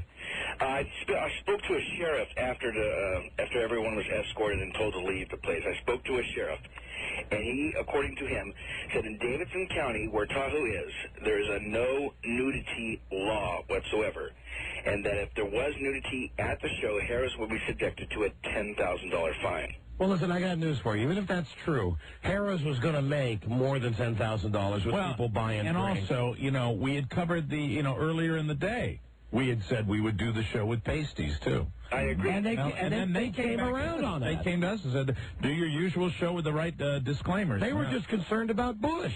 So we said, fine, no Bush. Exactly. So I brought it up with him. I said, what if they had done the show in Reno itself? Because Reno is not in Davidson County. Reno doesn't have no nudity laws like that, so it would have been perfectly fine. So if we had scheduled the show in Reno instead of going up to Tahoe, then there probably would have been no problems. No, all right. Well, who knows? I mean, who knows? Hello, Don and Mike Show. Hey, fat bastards, how are you? Hi, we're great, thanks. Hey, this is Mike from Reno. I was one of the 2 people that waited out all night down there at the used car lot. Hope you guys understand that the phone calls you've gotten so far, nobody's blaming you in Reno. We all blame Harris.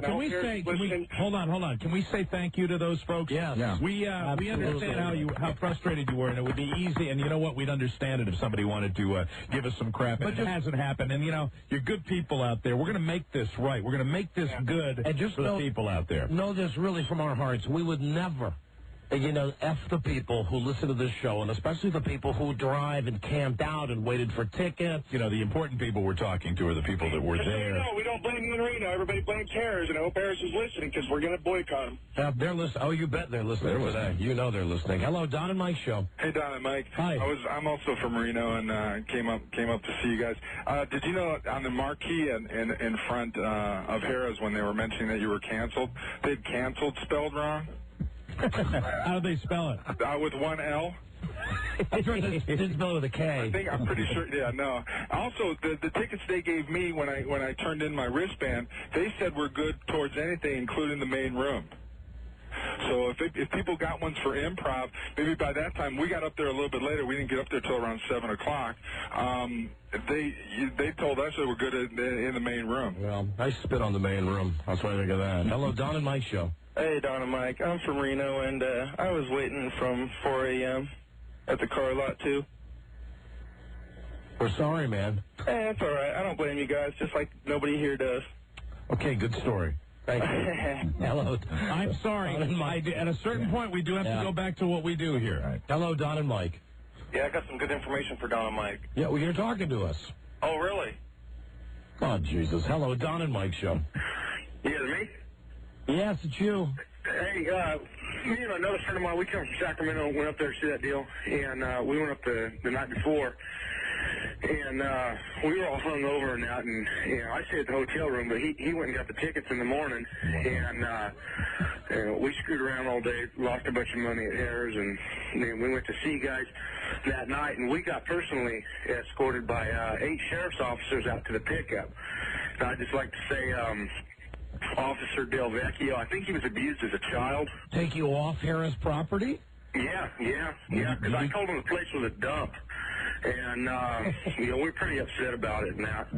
And it took 8 cops to walk just two rednecks out to their pickup. That's it. Can you believe that?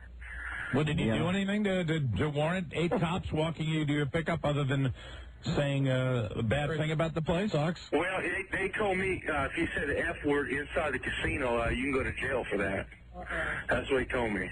So I said, well, let's go. Really? Have to. Really? I know that Rob... I know that Frank Sinatra has been in jail. Rob should have been arrested at about 8:05 on Friday night. No, for a fact, that's not an enforceable law. Guarantee it. Hello, Don and Mike Show. Hi, Don. Yeah, hi. Hey, this is Chris from Carson City. Hello, Chris. Hi. Listen, man, I went up to Internet Auto Rent, was up there for about, at least 5.5 hours, 6 hours waiting in line. And then after that, I drove up to Tahoe, waited up there till we were able to get in line at about 4 p.m. And then around 5-ish is when they kicked us out, and they wanted to give us some cheap BS ticket to the Improv. Long story short, What I did is I was smart. I kept my hold of my wristband because I knew the radio gods would make it up to us people that stood out there freezing our butts off. We will. I had a feeling you would. And we're going to try as best we can to track everybody down. We really are. We're going to try to find everybody. That's going to be tough, but I think Channel 4 was there, the news station from Channel 4, so you might be able to get some faces and stuff. We'll review the tape. Yeah. Thank you, my friend. I'll pour over the tape. I know that dude. Channel 4. I hope it's not that same cub reporter that they send over to the pretty boy. Yeah, do that fluff piece on us. Yeah, he was. And nobody saw that, right? We never saw that. No. He was a big fan of the show. Don and Mike's show. Radio guys. I'm sure his report Friday night was, Don and Mike are scumbags. Well, he told me about it Friday night, but it, I didn't see it myself. You told me later. Oh, I got you. Yeah. Hey, got you. We had a pretty good evening. Good for you. Hello. Little tub. Hello. Hello, radio guys. Yeah, hi. Hey, my wife and I went up to the show for our Valentine's weekend, actually, to go up and see you guys at Reno. And we came up from Stockton, and we unfortunately went to the improv room to see the replacement act that they had for you guys. Oh, I bet that was a grand show. Oh, it was fabulous. All 50 of us were, well, actually, they had to escort some of the people out because they were throwing things at whoever it was, the comedian. Oh, my. I remember my wife woke me up about 11:30, quarter to 12 to go back up to the room. It was...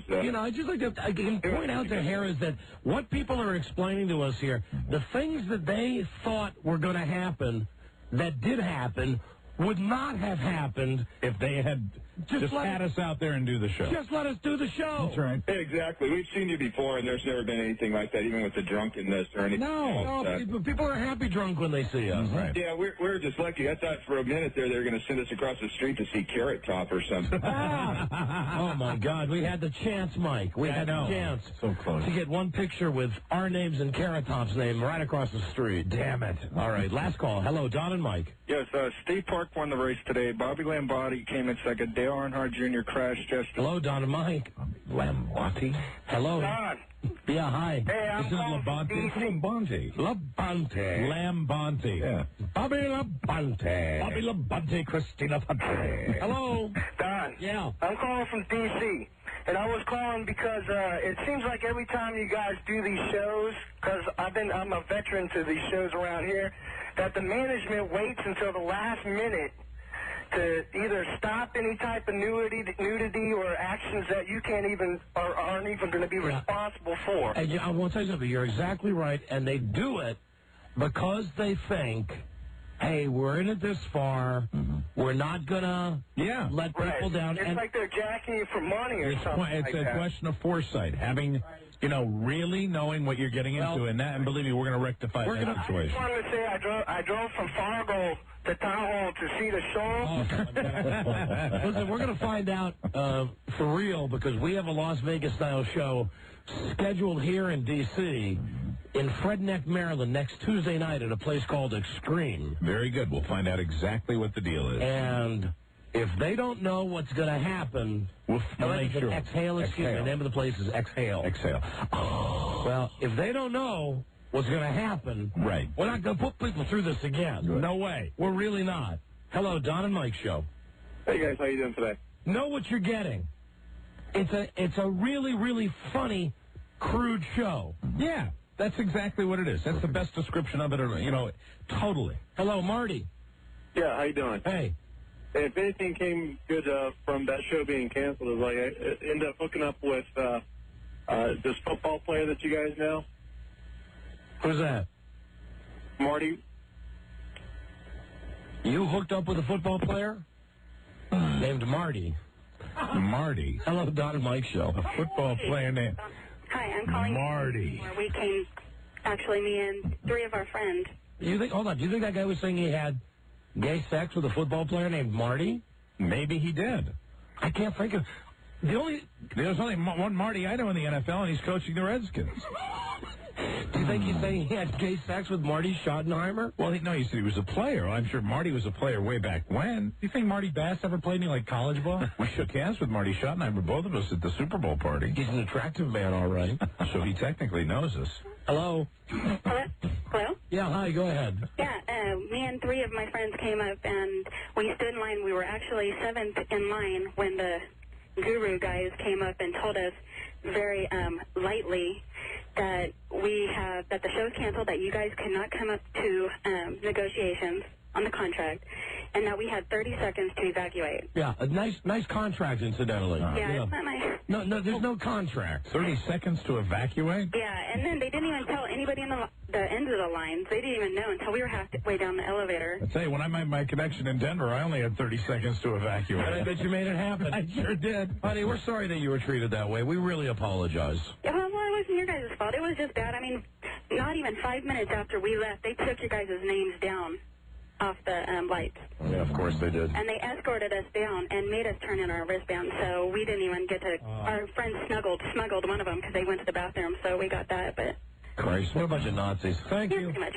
Thank you. All right, thanks. All right. Well, listen, what can we say beyond, we apologize. We didn't cancel the show. And we'll try to make it good. We're going to try to make, the best thing we can do, we've got this show, we do this show, we're going to do it somewhere. We're going to make this happen. Yeah, listen, we're going to get back out to Reno. I mean, we are going to go to Sacramento, but we are going to get back to Reno. And we're going to get back to Reno, goddamn lickety-split. Very good. Okay? So I promise we'll make it happen. Now, listen, we got a whole show to get to today. There was one good thing that happened in Reno. Wendell got laid on Friday night. Wendell went out to the Bunny Ranch. Oh, my God. And I guess we'll hear about that, won't we, dear? Yes, dear. When we come right back. Number 1, Arbitron rated, The Don and Mike Show. I have not been notified yet about this investigation. Mr. Speaker, and he just left this floor, and I asked him to stay. He has handled this situation as a disgrace. What? As a disgrace. God damn it. The Don and Mike Show. Right. Yeah. Now listen, on tomorrow's show, you're going to hear the debut song from Mike O'Mara's Crap. We indeed have a tape, and we will hear it on tomorrow's episode. Cool. We all went back down into the basement. Everybody was ready to leave yesterday, and I remembered that I had said that I would do that. And you'll hear it tomorrow. World debut. It's not, good yet. Also, tomorrow, it's Fat Tuesday. Yes, it is. Tomorrow is. And we are going to have a Fat Tuesday. Cool. We're going to have a scale in the studio. Good. And we're going to pay $1 a pound to the fattest person that comes down here and gets weighed. That is fantastic. Now, you got to take your shoes off. Okay? Other than that, really? Yes, because some people wear, those big Herman Munster boots. Yeah, to add weight, and, we'll have to pat them down, make sure they're not carrying any extra weight. Yeah, there's no need for nudity. We've had plenty of that on the show recently. No, please, just come down and we'll have a scale. But fat people, you should know, and we should have hit this earlier, during the entire show tomorrow, we'll have a scale in the studio. Mm-hmm. If you're really, really fat, we'll pay $1 a pound to the fattest person that comes down to be weighed. You have to make it under your own power, right? Yes. Even if it's like a wheelchair or something. That's right. You can't be like the late Hambone. No, who was, lifted out of his house on a crane. No. Right. So that's tomorrow. Fatties, come on down. We'll pay $1 a pound. I mean, even if we only get a 300-pounder, we'll still pay $300. Wonderful. We'll get more than a 300-pounder. And we will have a male and a female category. That is exceedingly generous. Fat people don't get a break in this country. Right? Tell me about it. I hope that the guy on our flight from Reno to Los Angeles comes down. This is the first time I've ever seen this. I'm sitting in my chair on the airplane, and this guy, this gigantic whale of a man, comes and sits down next to me, and he goes to put the seatbelt on. Right. And it only goes not even halfway up his belly. They have extensions for that. So he does the ding, ding, to call the stew. I've never seen one of those used, though. I've always heard that they have Did they get one for Yes, they called the waitress over, and she had to put not one, but 2 extensions. Wow. Each extension is about 8 inches long. Oh, that's cruel. What a cruel joke that is. The extension is what they use to demo the seatbelt when they do the talk. You know, they pull that little you thing mean out. so they can just whip that out and Yeah, stick it onto a... I believe that's the same thing they use. And I guess if they really are strapped, they use the oxygen so to mask. speak. So she came over with one, and she clipped it into the one side, the left side, and then she tried to bring it together, and it still wasn't big enough. So she had to go to the back of the plane to get the other one. Amazing. You know, I know those are very powerful jet engines, but do you ever think they have to take into account, you know, what side of the plane is he on? So that guy should come enter the contest tomorrow. And also tomorrow on the show, we're going to have TV star Leah Remini. And I want to tell you why Leah's coming on tomorrow. Man, she is our lady. Okay, this is funny. You said that very Barker-ish. I said it, yeah, it was deliberately, I don't know, I'm just goofy tired. A couple of weeks ago, actually 3 weeks ago, when we had Leah on the show one time, she said, how come you're not on in Los Angeles? And as an offhanded, off-the-cuff remark, I said, call Dan Mason. Right. He's the head of CBS Radio. Well, Ken Stevens came in our office today and said, guess who Dan Mason just got off the phone with? I said, who? Leah Remini. Is she the greatest or what? Amen. She's been trying to call him for 3 weeks. She did it. And she was pissed because he hadn't returned her call. She is the greatest. So he said, what did she want? Well, she asked Dan Mason, how come you're not on in Los Angeles? Way to go, Leah. How great is that? Great, fantastic. How great is that? She called Dan Mason and his damn country accent, his Prince Valiant haircut. That lady has stones. She got balls. And I mean, we mentioned the name to her once, and we mentioned it as a joke. A throwaway comment, she said, I will. I'll tell you one thing about Leah Remini. I have never seen an example of her not living up to her word. She says she's going to do something. If she says she's going to do something, she does it. So how funny is that? And that's great. She apparently was pissed because she's been trying to get a hold of this guy for 3 weeks. I mean, typical in our company. Yeah, typical CBS radio for you. Let me see. Who called? Right. Leah Remini. I won't call her back. Yeah, right. I'll wait on that one. Exactly. So tomorrow we're going to have her on, and she'll be discussing her conversation with CBS Radio President Dan Mason. Very, very good. Wonderful. And incidentally, as you heard, Mike, we've been invited to lunch with Dan Mason. Yeah. And I said to Ken, what the hell do we have to talk about with Dan Mason? And didn't Ken say, he said they don't have to wear ties? Yeah. You know, hey, right there. Thanks so much. Thanks, Dan. Thanks, Mr. Executive. Thanks, you hayseed. I could call him a hayseed because I almost worked for Dan Mason once, a long time ago. Actually, there were two guys who did the same thing to me. Curse. Bob Pittman at WNBC. Right. Dan Mason at WPGC. Two separate guys. Bob Pittman did it to me in 1979, and Dan Mason did it to me in 1980. Wow. I had just been in radio for about 5 years, and I'd been sending tapes out, and I've been going from job to job. I went from Indianapolis to Providence to New York to Evansville, Indiana. And I remember Dan Mason specifically because when I sent my tape to Bob Pittman at WNBC, he flew me up for an interview, right? And he said, "You're really the best person for the job, but I think you need some more time. You need some more seasoning." So looking back in retrospect, I mean, and I had a job at the time. He wasn't. It wasn't a total dick move. Right. But Dan Mason. Now listen to this. I was out of work. I've been canned.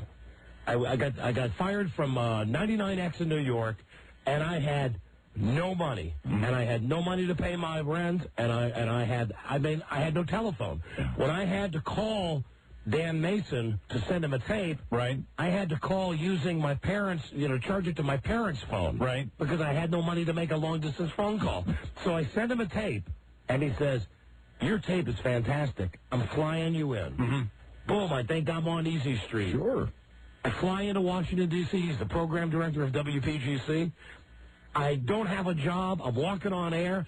It's my dream radio station I've always wanted to work at. I sit down, he puts the tape on, he listens to it, and he goes, "I want to tell you something." He's got a country accent. "You're a fantastic talent. Fantastic. You do great on WPGC. I know you would. But I want to tell you something. You got to prove me something. You got to prove me you can go to a radio station and you can stay there for 2 years." 2 years without leaving. Because keep in mind that I had left. I worked somewhere for 3 months. I got a better job and go somewhere else. That's how disc jockeys do it. you got to prove to me. And I remember exactly what he said. He said, you are the most talented person for this position. You're an amazing, amazing talent. You're going to be in the radio business a long, long time. I've got a job right now. I could offer you this job today. I flew you in. I listened to your tape. You're fantastic. Now go out, get a job, and stay there for 2 years. And show me you can stay there for 2 years. Then I'll hire ye. 2 years. 2 years. And I walked out of that radio station, I think, as deflated as I had ever been in my life. I have never, ever heard you tell that story. I walked in, and, I thought, that's the station I grew up to listening to. Right. That was Hart Moore's station, the station you eventually worked at. Yeah, well, after 2 years. No, actually, I worked there 6 months later because Dan Mason got fired. Funny how that works. And Scott Shannon hired me. Shut up. Right. But, so I have no desire to break bread with Dan Mason because Dan Mason, even though it was almost 22 years ago. You haven't forgotten. I don't forget. Right. Because, I had no money. I had, they had repossessed my car. Right. I had, they were about to kick me out of my apartment. I was, as a matter of fact, after I didn't get that job, I had to move back in with my parents. The greatest insult of all. And he flew me in, and that MFer sat me down with dumb Prince Valiant haircut and his phony country accent. I want to tell you something. You're a talent. You're a talent. You really love radio, don't you? Yeah, I love radio. You'd love to work here, I tell you, boy. I know you'd love to work here, wouldn't you? Oh, I'd love to. Okay, I got an opening, and you're the best person for the job. Now, what I want you to do is go find another job. That's a mind effer of the ultimate. Show me that you can stay somewhere for 2 years, because frankly, I'm looking at your resume, and I see you go from station to station. I just don't know if I can trust you. Oh, God damn. Wow. So that's why I don't want to have lunch with Dan Mason. And that's why. What would we talk to him about at lunch anyway? I don't know. That's why it's so funny that Leah Remini called this guy up. Can't wait to hear Leah meeting this guy. Hi, Leah. This is Dan Mason. What can I do for ye? Hello. Yeah, I know the Prince Valiant haircut went out around the year 1500. But I fancy it. I fancy ye. I fancy it. Yeah, I'm a president with CBS, but look, I'm wearing my Davy Crockett jacket right now. Jesus. Dan Mason couldn't program his way out of a paper bag. Well, I think maybe we won't have to have lunch with him now, and I think that's a good thing. Well, I don't think he ever really wanted to have lunch with us. I think that was a token, gratuitous thing that he said they can. Right. Tell those boys I have lunch with them. They don't even have to wear ties. Yeah. What's that about? Yeah, what the hell is that about? That's Dan Mason. The cognacs that we just Oh, no ties. Condescending. Good, no ties, yes. Good, no ties, Mr. Mason. DJs, no ties. We're going to have lunch. We don't have to wear a suit. To eat with ye. God, talk about the flighting. Yeah. So listen, here's what I want you to do. I want you to remember now. Oh, my God, you're talented. You'd be so great on this station. You go out and show me. You keep a job. You don't change stations for 2 years. I'll hire you. You mark it down 2 years from today. I left that station deflated. Sure. I went down to my car. And very sincere, like really, like if he didn't have the opening, like if he hadn't filled the opening, he wouldn't have put you on right there, Yeah. He'd already made it. He's just doing a total mind F. A mind F. Yeah. And he had the opening, 6 to 10 p.m. Right. That was my time slot. I was a nighttime discharge. Sure. And I remember leaving, going to a payphone, calling my parents, They said, how did it go? He says, I'm great. You won't hire me. For 2 years. Can I move in? Oh, man. That was an awful time. Oh, man. That was an awful time. Yeah. You know my parents. And they were not pleased that that I was in radio to begin with, and now, I couldn't even get a job at WPGC. God. Program directors. Dan Mason, how you doing? And now, for some reason, he's the president of CBS Radio. That's a move that has always fascinated me. It is amazing to me how the qualities it takes to be a radio executive, a high-level radio executive. You mentioned certain of these individuals who have not all of them, but many of them just risen to lofty heights. And I think that it shows you in the corporate environment the type of individual who escalates. I think a lot of it is because of the consolidation of radio, that he was here already when CBS took over some of the stations they took over, and they just said, well, you know what, you're not running these stations into the ground.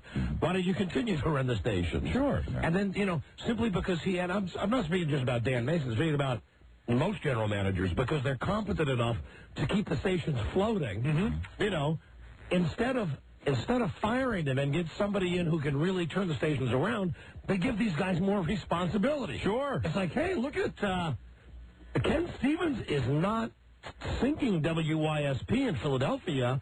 Well, they're not performing as well as they should, but, he hasn't lost the license. I tell you what, why don't we make him GM of WNEW? That's a brilliant move. And while we're at it, we'll still make him involved in WJFK in Washington. Absolutely. It's survival. It's pure survival. It's like Survivor. That's what it is. It's the, it's the corporate game of survival. How you doing? This is Dan Mason. Hello, Leah. This is Dan Mason. How can I help you? Can you imagine that conversation? Oh, I can't wait to hear her characterize that conversation. Yeah. So you'll hear it tomorrow on the show. Wonderful. Hello, Dynamite. Donnie. Buddy. Dude, you were a DJ in L.A. about 20 years ago, weren't you? Kiss FM, right. Oh, my God. I just moved to Bakersfield about 3 months ago. And I heard you on the air, and I knew you're Kiss FM. You're the overnight guy at Kiss FM. Oh, well, no, earlier than that, but yeah, I work late night. Right. Dude, you're a pimp, dude. I'm a pimp, thank you. Oh, dude, that's so funny. You're good. Thank you. You're very good, you. You're very good, you. You're very good, you. Hello, Dynamite Show. Hello? Hi, Mike. Yeah. Hey, talking about fat people on airplanes, get this.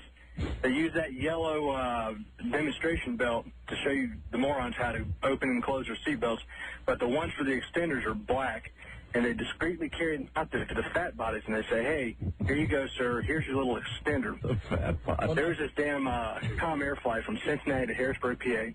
This chick was so fat, I couldn't put the armrest down. I complained to Delta. I said, listen, I want 20% of my refund because I only had 80% of my... Hey, they didn't give it to you, did they? Oh, of course not. Here's $75 on a little Delta. I'll tell you, I have been on a lot of flights where you and I have been sitting next to each other, and you and I have flown many times the day after a tremendous meal the night before.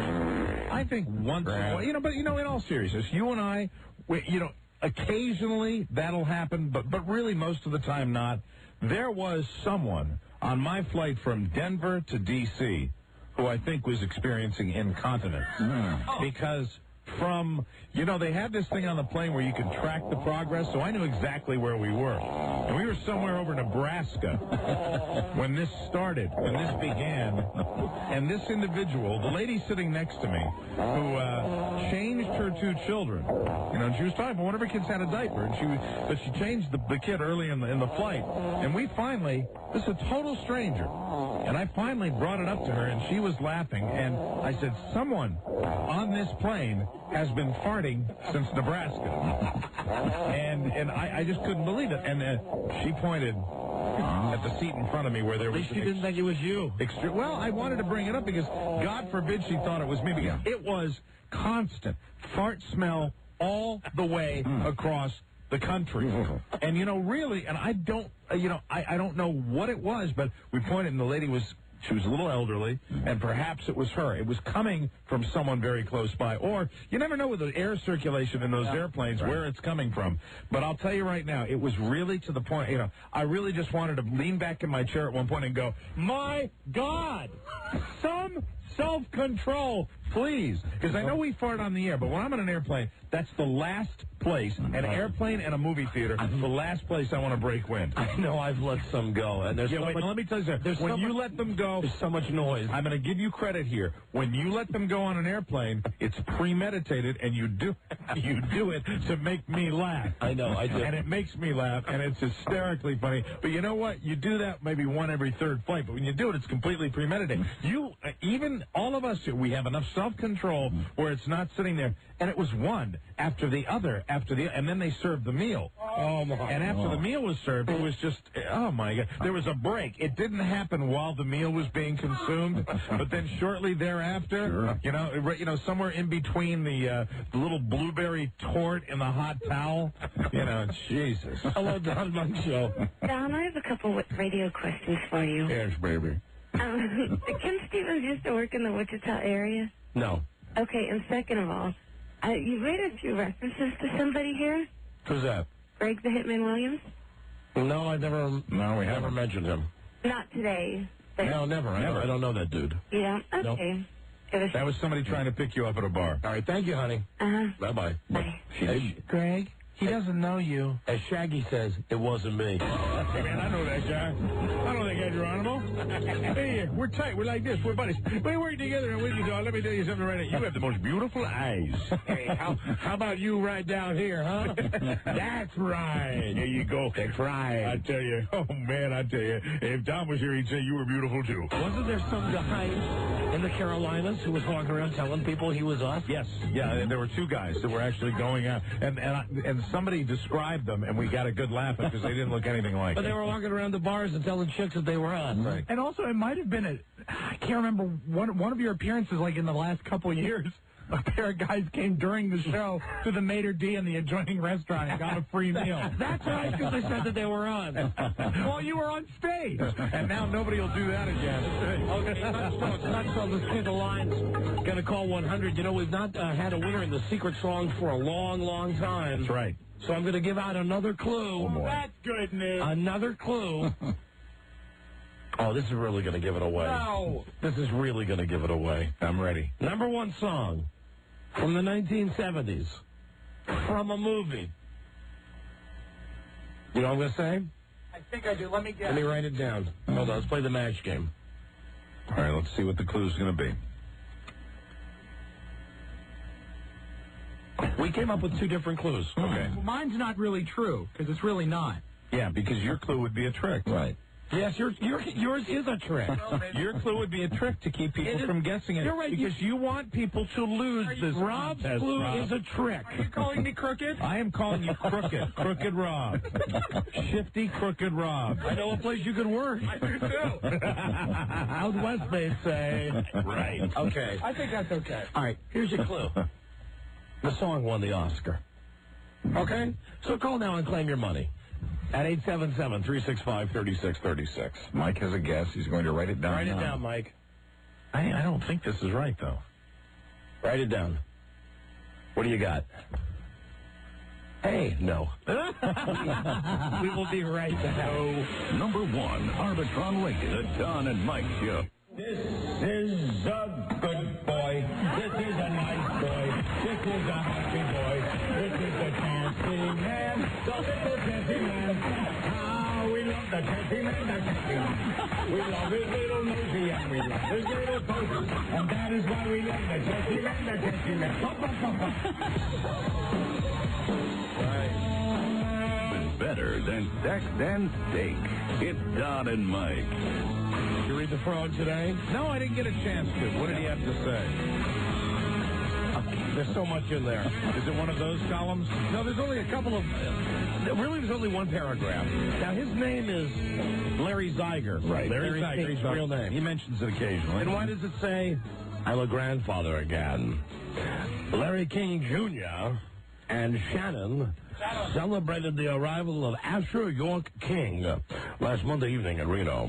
My namesake is the vice president of Intuit, a giant software company. This is their first baby, and my friend Asher Dan is thrilled and taking it as a personal tribute.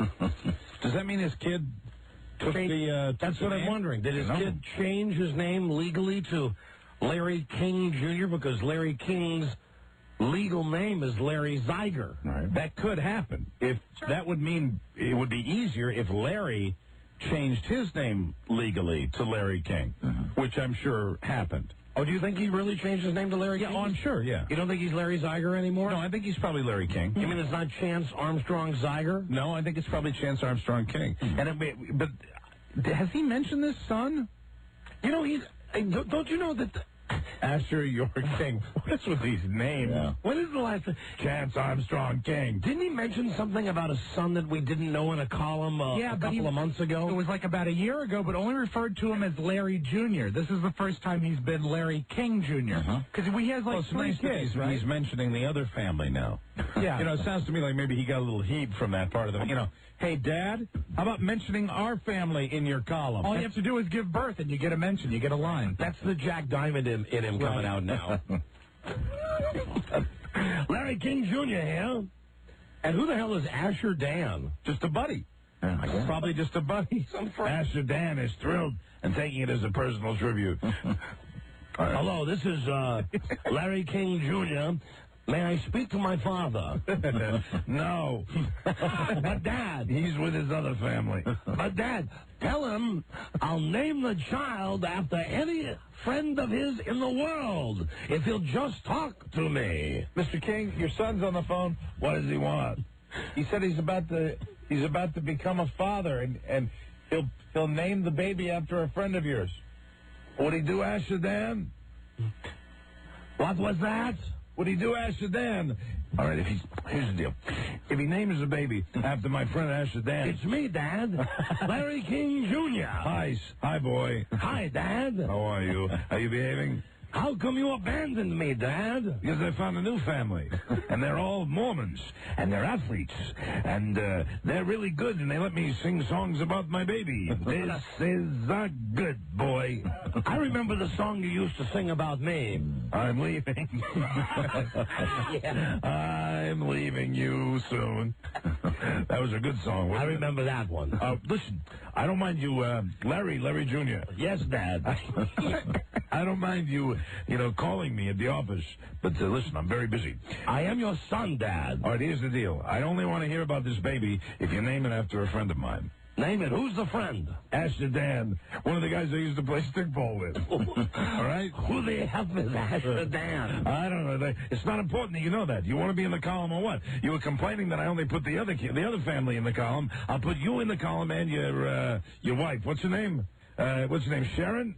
Yes, Shannon. Oh, yeah, whatever. I'll put her in the column, too, if you name the baby after one of my buddies from Brooklyn, Asher Dan. All right, hold on. Let me tell my wife. All right, hurry up. I'm busy. Hey, Shannon. Yes? Dad says he'll put us in the column if we name the baby after his friend Asher Dan. That sounds great. Let's go with it. Tell Shannon thank you, Larry Jr. That's great. Are you going to name the baby Asher? Yes, Asher. The middle name is York. Oh, after the peppermint patty. That's a great idea, Larry Jr. Asher York King. Oh, it sounds good. I'm so glad I changed my name from Zyga. Will you ever see the baby, Dad? Doubtful, but I spend most of my time at one of my 4 homes that I've got over the world. But listen, perhaps if you're in D.C. when I'm in D.C., or you're in Beverly Hills when I'm in Beverly Hills, we could have breakfast. And, Dad, I tell you what. Yes. As a total insult to me, when you do print this in your column, yes, make it the last item. It's a done deal, Larry Jr. After you write about Robert De Niro's new movie, fantastic. You love Mark Cuban, the owner of the Mavericks. Listen to me, Larry. What I'll do is I'll put you right after the Harlem Globetrotters. All right, how's that? I'll put you right after my little part about the Harlem. You're going to write something about Sweet Georgia Brown, the renowned signature song of the magicians of basketball, the Harlem Globetrotters. Yes, that's right. Well, people care about these things. They don't care about you, but they do care about my other family, Chance Armstrong King. And what's the other baby's name?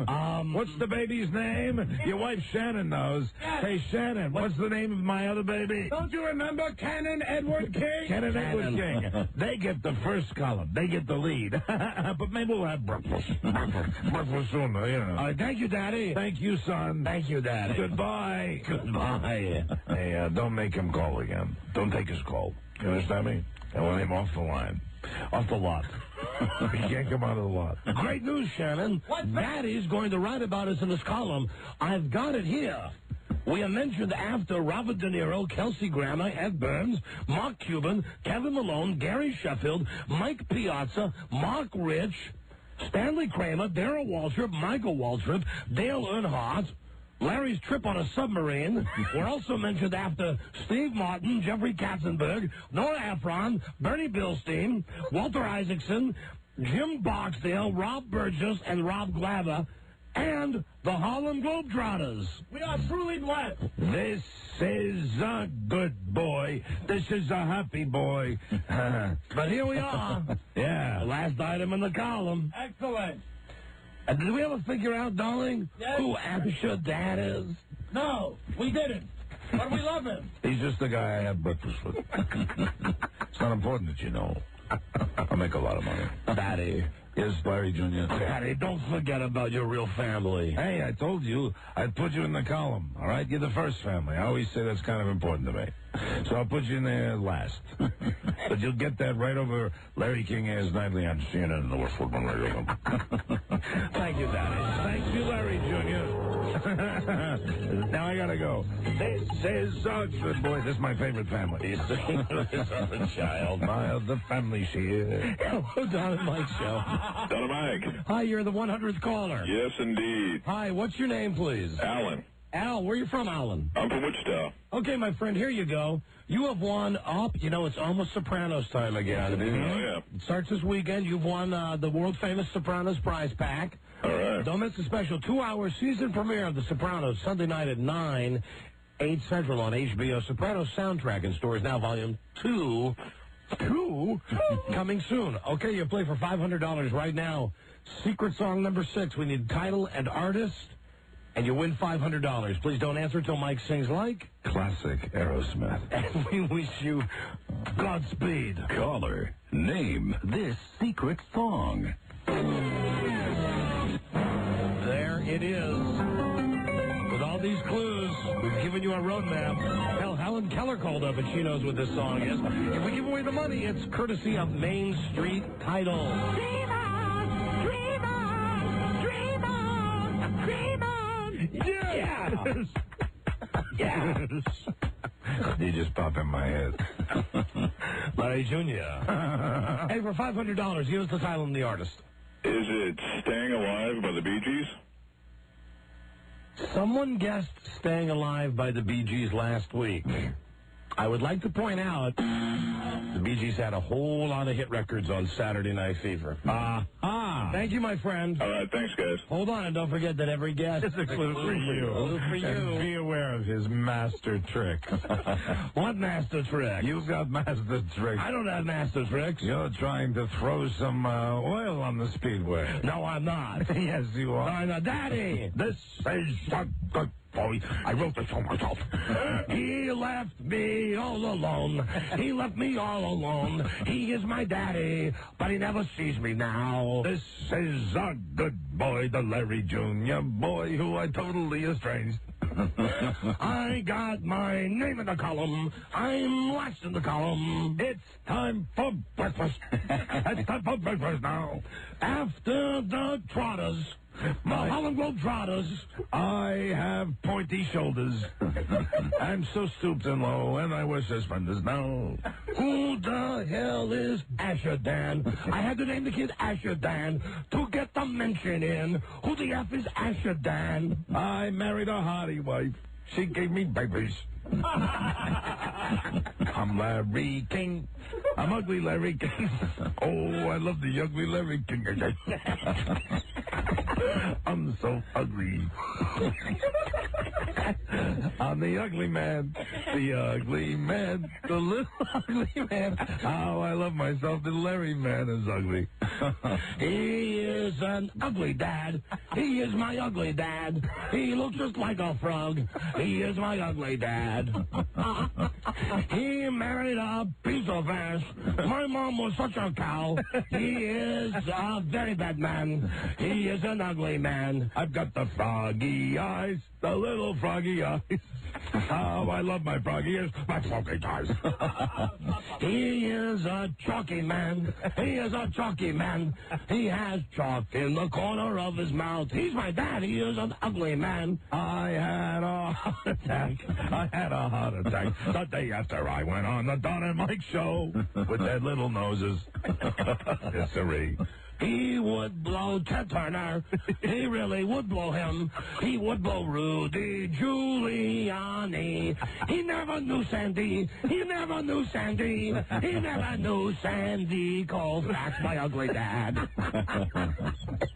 Oh, my. Pass it along.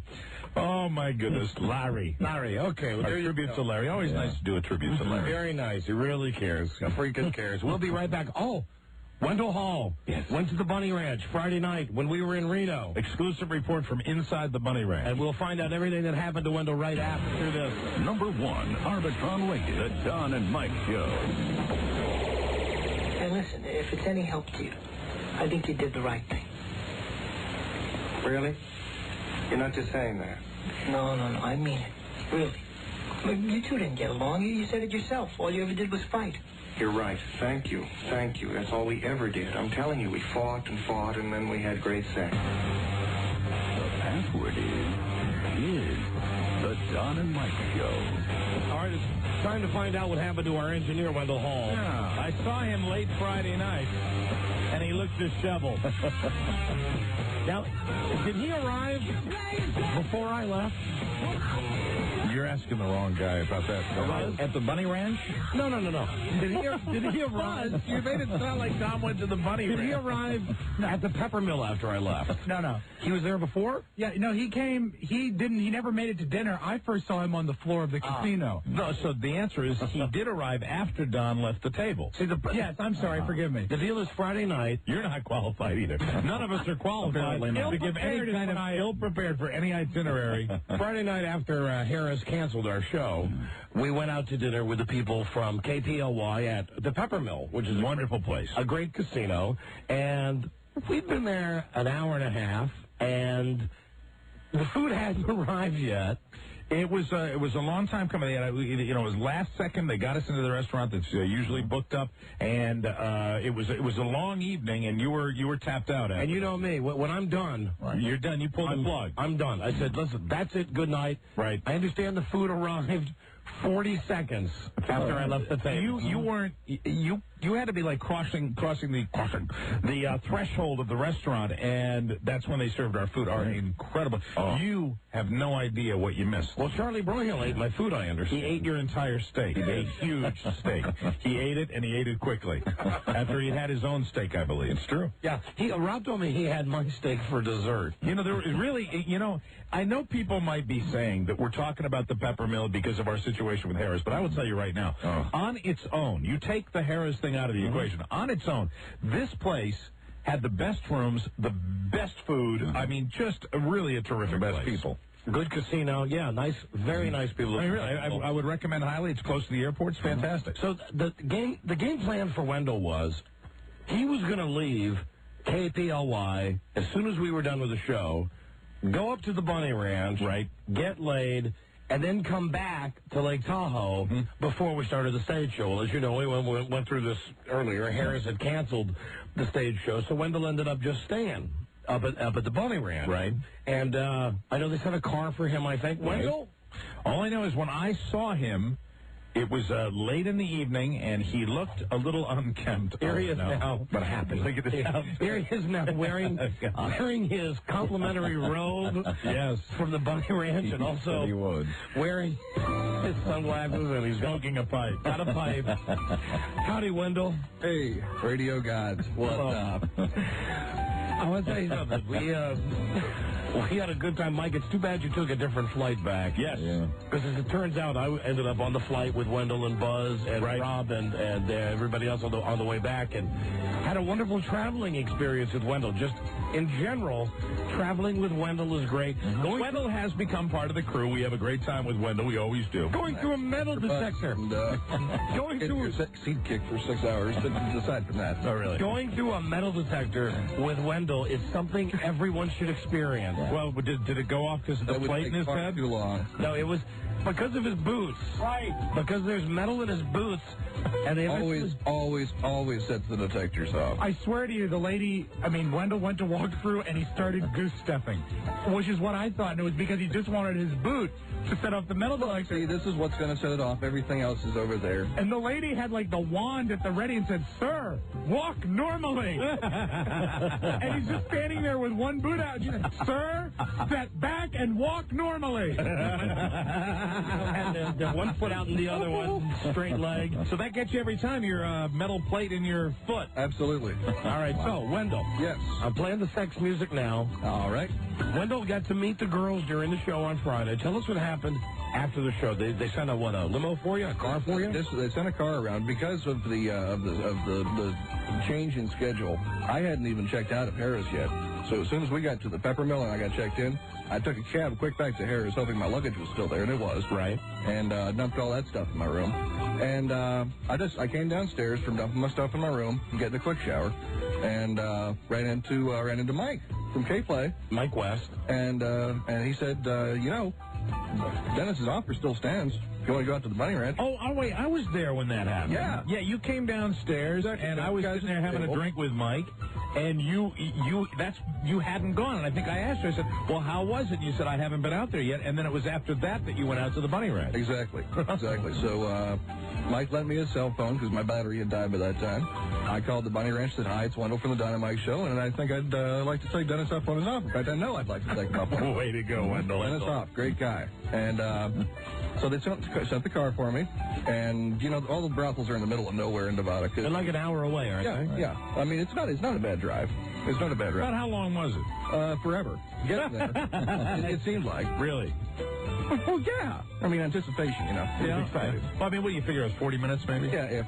Yeah, if. Okay. All right, half an hour. This seemed like 3 hours. Really, probably 20 minutes, though. Yeah, really. We're being honest. Absolutely. All right, could have been next door. I don't know.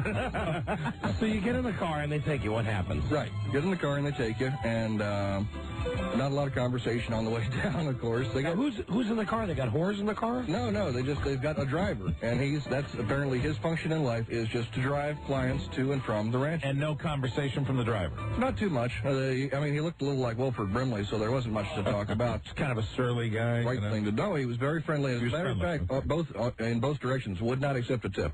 Really? Wow. Yeah, he said, no, sir, it's taken care of. Not even a nice mushroom tip? No. So you have some hooch in the limo on the way over? No, by this time I was going to try and sober up and remember it so that I could come and tell you about it today. Yeah. And, you wanted to be functional. Exactly. Right. Exactly. All right, so what happened? We get down there, and as you're pulling into the ranch, there's a sign at the ranch. gate. Well, This cracks me up. I'm sorry. There's a sign at the gate. And I believe it said, because my eyes were still not quite focused, I believe it said Governor Jesse Ventura had sex here. Yeah, I remember reading his name on the paraphernalia that they said. That's got to excite you even more. He's an endorser. I think Larry Flinton's an endorser, and May. Right. They should put your name up there. Wendell Hall, from engineer for the Don and Mike Show, says this is a great place. Well, and apparently, if you are a compensated endorser, you get a lifetime pass. They will blow your capacitor. Wendell Hall, they will blow your capacitor. Absolutely, Wendell Hall. Wendell Hall says this is better than a diode. Yes. You get there. You go to the ranch. You pull up to the front gate, and the house is surrounded by a metal gate, and. You ring the bell at the front gate, and that gives them time to prepare and arrange themselves in the parlor for the gentleman caller. Lineup. Well, this is the lineup. This is where all the ladies who are working come out. Line up all the whores for Wendell to pick out the one he likes the best. Mm-hmm. And that's so real right there. When they're all ready for that, are you nervous at this point? A little bit nervous. Of course, yeah, of course. Because I don't know exactly what to expect. Right. I mean, I know exactly what to expect, but not, exactly what to expect. Exactly. All right. Anyway, the madam buzzes the gate open, and you walk up the short walk to the front door and open it. There's the parlor. And there's a bar. There's a couple guys. Describe the parlor in detail. There are couches on either side of it. It's actually. Are they velvet couches, Wendell? I don't remember. Right. I didn't sit. Is it a dumpy looking place or is No, it? it's not. It's not. No. Is it like double wides? Is it like trailers? It seems like there's a sort of a. Excuse me. Is it a split level or is it? I mean, is it a house? It was dark. Okay, so you don't remember a lot of the details. I don't remember what the outside of the building looked like. When was that? But the one at the Mustang Ranch when we went out there into the broadcast, they were like all a bunch of trailers that were sort of hitched together, weren't they? Wasn't that the way that looked? Yeah, it was like the circus had pulled into town. Yeah, and it was just a kind of a permanent encampment. It almost had a nomadic quality to it. But maybe they could pull up the stakes at any moment. If that was the case here, I didn't really notice it. From what he's describing, maybe this is an actual building. Let me see if I can ask you a specific question, old Blurry, and see if we can. If we get when you walked in the door, did it look like a regular stick-built home, or was it more like a trailer? There were 11 women who all wanted to do me. I didn't notice. Okay. All right. So you walk in. Now, these 11 women, are they nude? No, they're dressed scantily. Scantily. Mm-hmm. And when you walked in, they introduced themselves. Now, do they know that you're comp? This was interesting. I thought that had been made clear, but it turned out that it wasn't immediately understood, but that it was all clear. Now, when you walked in, did you say anything? Did you say, I'm Wendell from the Don and Mike? Did you say, I'm Wendell from the Don and Mike show? You want that? Yeah, I did. Right. I did. I introduced myself to the madam. And the madam. The 11 girls. Now, of the 11 whores, how many were absolute knockouts? And be honest, please. Probably 5 or 6, honestly. 5 or 6 out of the 11? Yeah. Wow. How many were so-so? Or let me ask you, I don't care about that. How many were skanks? So there were no skanks. There was not a single girl there that if I had comp and a couple of days, I wouldn't eventually. So you would have done all 11, of course. Okay. Well, you got to remember the horny factor we're dealing with here. Wendell has, I think, more of a horny factor than the normal male. All right. So how did you select? By groping. No. I walked up to a girl and said, hi, I believe I'd like to get acquainted. And is that what you said to her? Yeah, I did. Really? And that'll be fine. Why don't we come on back? Did she seem pleased, or? She didn't seem horrified. Right. She'll be described, as I move along my story here, as a particularly good actress. Right. At least as far as I can tell. Okay. So what she looked like? I'm trying to think of the celebrity that she most... Did you notice this? Pardon? What I missed it, Mike. I wanted to know if he noticed the girl. Yes. All right. So you'll be able to... Wendell, you can go ahead and say who she looks like, because I don't cleared it at home. You can if you like. It's fine with me. And because you didn't determine it till later, I'm not creeped out with it. I didn't realize this until I was in the car on the way back, and I sat bolt upright, and I almost smacked my head on the windshield when I realized that the whore that I picked out was almost a dead ringer for Carrie Spiewak. Wow. Like Rob's wife. Wow. So the whore you picked was very similar to... I realized belatedly. Rob's wife, Carrie. But I want it to be understood this is not the reason he selected the whore, just something he realized later. Carrie was okay with the two. And what a nice compliment for you, Rob. Well, yes, I think. But, Rob, I think it's important to point out that when a man is selecting one woman out of 11, that there is a certain process that goes through. So one can probably conclude that although he might not have realized it until after the fact, he selected the woman that looked like your wife. Well, don't let's turn this into a bad thing. In a way, he's saying my wife is very pretty. On some level... Well, he's saying he's attracted to your wife is pretty, and Wendell's extremely attracted to your wife. On some level, right. Wendell wants to make love to your wife. I mean, you can't really... Get in line, Wendell. you can't deny that. Well, no. And I think you should monitor Wendell at the next station party. Please don't let her wear a plaid skirt. I won't. I don't want to be troublesome. You know, that's the last thing I want to do. Sure, I can see it in your eyes right now. You're trying to not be troublesome. Let's go back to the Christmas party and remember what Wendell was doing in front of your wife. Not really. It was right in front of your wife. God, was that when... Now, Rob, do you remember now? Hold on. I blocked it out. Was that when he was holding on to my wife's leg, or was he holding on to Carrie's leg? Carrie's leg, and he was doing this dance on his knees in front of Carrie. Did you do that to the whore? Did that work for her? Or? No, there was no dance floor. Oh, I see. Well, Wendell was attracted to your wife. That's all. It happens. Hold on, let me call my wife and get the particulars on that. Very good. You remember, because I know you did something to my wife, too. And Ken's wife. Hello? Yeah, I mostly remember what... Hold on, let me talk to Mom, please. I tell you, there's an advantage to going to one of those Christmas parties and not drinking. I remember everything. I remember it outweighs the disadvantage. I know, you're right about that. I remember everything with great detail. Not me. And Wendell, you were having a wonderful time that evening. Not me either. Hello? Hey, sweetie. Yes, my boo-boo. A Christmas party. Yeah? We're talking with Wendell right now. Right. What did Wendell do to Carrie, and what did Wendell do to you at the party? Now, I didn't even pay attention, but the way I understand it, and I looked down, and I did happen to notice Wendell at my feet. Yep, that's what he was doing. There might have been some, he might have been just fooling around. Gravity, with damn it. skirt. But, honey, listen, this is why we're asking about Carrie. Yeah? What did Wendell do to Carrie? I barely noticed him looking at my skirt, so I don't know what he did to Carrie. What he was doing, if I can describe, I'll do it in front of Rob. Okay. Just back up a little more distance. Wendell was actually closer, but Wendell was doing this thing like this, going. He's dancing on his knees in front of her. Look, everyone, I'm dancing. Now, am I totally mistaken in remembering as I'm trying to piece this together that He did it with Frida and he did it with Roz, too. He was doing it to Frida and Roz, and Carrie was right there. He didn't actually approach Carrie, did he? Well, I didn't think he approached Carrie until now I hear this whole thing about the hooker that he selected. Honey, let me ask you, did Wendell approach Carrie Spiewak at the Christmas party? Did he, you mean proposition her? No. Did he dance for her the way he danced for you and for Roz? I'm telling you, Sugar Bear, after 20 years of marriage, I cannot pay attention to men better than I can pay attention. Well, and I will tell you, you have an eyewitness right here, and the answer to your question is yes. All right, thank you, Mike. 1,000 times Thank yes. you. I was a witness to that one. Okay. I was not a witness to when he was doing it with your wife and I think was it your wife and Roz?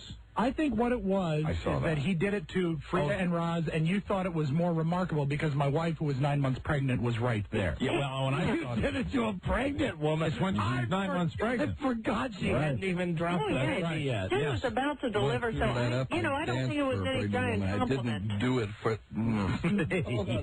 Your Honor, I move my character witness be impeached. Oh, my God. And she was pregnant. Well, honey, the reason we're asking is that when Wendell went out to the Bunny Ranch on Friday night, the whore that he selected, when he got in the car, he realized that he selected a woman who looked very much like Carrie. Oh, my goodness. Yeah. But she was not expecting. No. She wasn't then. I don't know about now. Maybe now. Yeah, right. All right. Thank you, honey. Okay. All right. You're welcome. Bye, boo-boo. Bye, baby. All right, yeah. So I got Mike's expert sober testimony. Yeah, it all came back when we were, when you were discussing this, and so that's interesting. Yeah. And Buzz, you remember this also? I do. I remember when Wendell wrapped his arms around your wife's ankles. That's the part that I remember most vividly. Yeah, but not my wife's ankles. No, I didn't see anything about that. I don't think there was contact when Wendell danced in front of your wife. That's good. Seductively. with a baby in her belly. Seductively in front of the 9-month pregnant woman. The beautiful woman with child stood by helplessly. I don't think that Wendell was aware at that point that she was with child. Really? Or much of it. I don't think not aware of. I don't think Wendell was aware of what state he was in. No, I don't think there's anything to be worried about for me. I think Wendell's a very nice guy, and I am sort of flattered in a weird, warped way. Did you tell Carrie the whore that he selected he thought looked like her? Yes, she screamed. Laughter into life. Good. All right, so Wendell, you select the girl. I don't want to play anymore. Come on. All right, we're done with that. All right. Now we can get on to what really happened. All right. So, do you remember her name? Casey. Casey. So you select Casey. When you do that, is there any visible disappointment on the part of the girls that haven't been chosen? Do they say, "Hey, you blew it, mister," or anything like that? No, because there's no preset spending limit. So if they're not the first to be chosen, perhaps how do they know that you're not there to spend your inheritance? Okay, all right. So they have to treat you nice because you might be coming back for. Right. Wow. That's incredible. So where do the other ones go after you play? Hey, Rob, how's your wife spell her name? C-A-R-Y. Oh, C-A-R-Y. There's no E? No, so I thought that too. But See, if it was C-A-R-E-Y, then it would be C-A-S-E-Y. Very close. Be very close. Okay, all right. This is going to make for an interesting session with the doctor. Thank you. So you select your whore. Mm-hmm. And you put the move on her, and then you go back to the room. Right. And then what happens? So then negotiations commence, which surprised me a little bit. All right, because you thought you were their freebie. Right. Okay. And so we had to actually go back up front to the cashier's window. Now, was she disappointed when you said, hey, I'm getting this for free? As far as I can tell, she was a wonderful actress. If she was disappointed, she did not let me. She didn't let me know that. So her reaction was kind of like, oh, I didn't know that. Okay, come on up here. Yeah. I'm going to be having sex with you for free. Okay. And is that when they brought the guy in? What? The contact? You know, the pimp daddy out there? Come on, Wendell, dial it in a little bit for me here. Bring in a guy while I was having sex, Mike. Wendell, process it. You weren't having sex. Right. You're saying that the lady had to go up to the front, and they had to meet with the guy, with somebody who doesn't know what your arrangement is. With the cashier behind the window, right. Okay. Right. All right, so you take the girl up front. Right. And then how do you work out the fact that it's a freebie? That I have a card. That they know my name, and I just reintroduce myself to the cashier there. Hi, I'm Wendell from JFK. This is on Dennis. Okay, and then she says, okay, carte blanche. Right, you're right. So at that point, you could get anything and it was carte blanche. I mean, could you have gotten more than one woman, do you think, if you'd asked? I don't know. Okay. I don't know. But you were happy with Carrie. Oh, yeah. See, I just called her Carrie, and you didn't even... I heard. Okay, all right. Just a test. So now you get the fact that you're not paying worked out. Do you go back to the room with her? Yep. And what happens? And things proceed naturally. There's a sort of a safety check, as it were. She checks your physical inspection. Your private area. Right. What does she do? Just with a light. No, not like that. She looks at your genitals? Yeah. With a pen? Was it like a pen light or a flashlight or what? Yeah, kind of. Yeah. And wait a minute. Hold on a second. Hold turn this music off. Wait a minute. See, when you stand in front of me, you take your pants off, and there's a girl. She down on her knees? Sitting on a stool. She's sitting on a stool, and she's looking at She's checking your private area for any kind of evidence of like a disease or crabs or anything like that. Animals. Right. Wow. So nothing found. There's a quick alcohol rub down, which I guess if you had a cut or something, you'd sort of jump. Yes. Or maybe that's just Wait a minute. General cleaning. She rubs your private area with alcohol? Yeah. Just to make sure there's no open source. Wow. Mm-hmm. Wow. Well, it's also they put that when you're going to get a shot, they rub that over to disinfect the area. No needles were found. No. Right. I was real impressed with the care that was taken, both in not crushing me, you know. Were you getting aroused while this was happening? No, I don't get it up from my doctor either. Okay, Wendell, hold on a second. I guess we're at the clinical portion of it. Break. Right. I am fascinated. It is fascinating. I'm fascinated by the girl shining a bright light on your genitals and then rubbing you down with alcohol. Right. To make sure that, you don't scream with pain. I guess. I don't know. Okay. Well, good. Okay, we're getting up to the good part now. And you didn't scream when she rubbed you with alcohol. No, actually, I went, ooh. Okay, stay right there. We will be right back. Number 1, Arbitron rated, the Don and Mike Show. Universal anywhere in America. You can't be bottomless. Okay. All right. Thank you. Thank you. Thank you. You've come through. Thank you, Barry. Thank you. All right, we'll be there tomorrow. Well, they are importing more comedy bits from Japan in order to prolong your listening pleasure. It is the radio program of Don Geronimo and Mike O'Mara. Famous broken promises from Friday's episode. Yeah, we covered that. But some good stuff did happen on Friday, including our engineer, Wendell Hall, getting his knob polished. When we last left the story, he was being rubbed down with alcohol. Yeah, now, when the girl wants to look at your genitals under the bright light, what does she say? How does she bring this up? She was unzipping my pants, so I don't remember.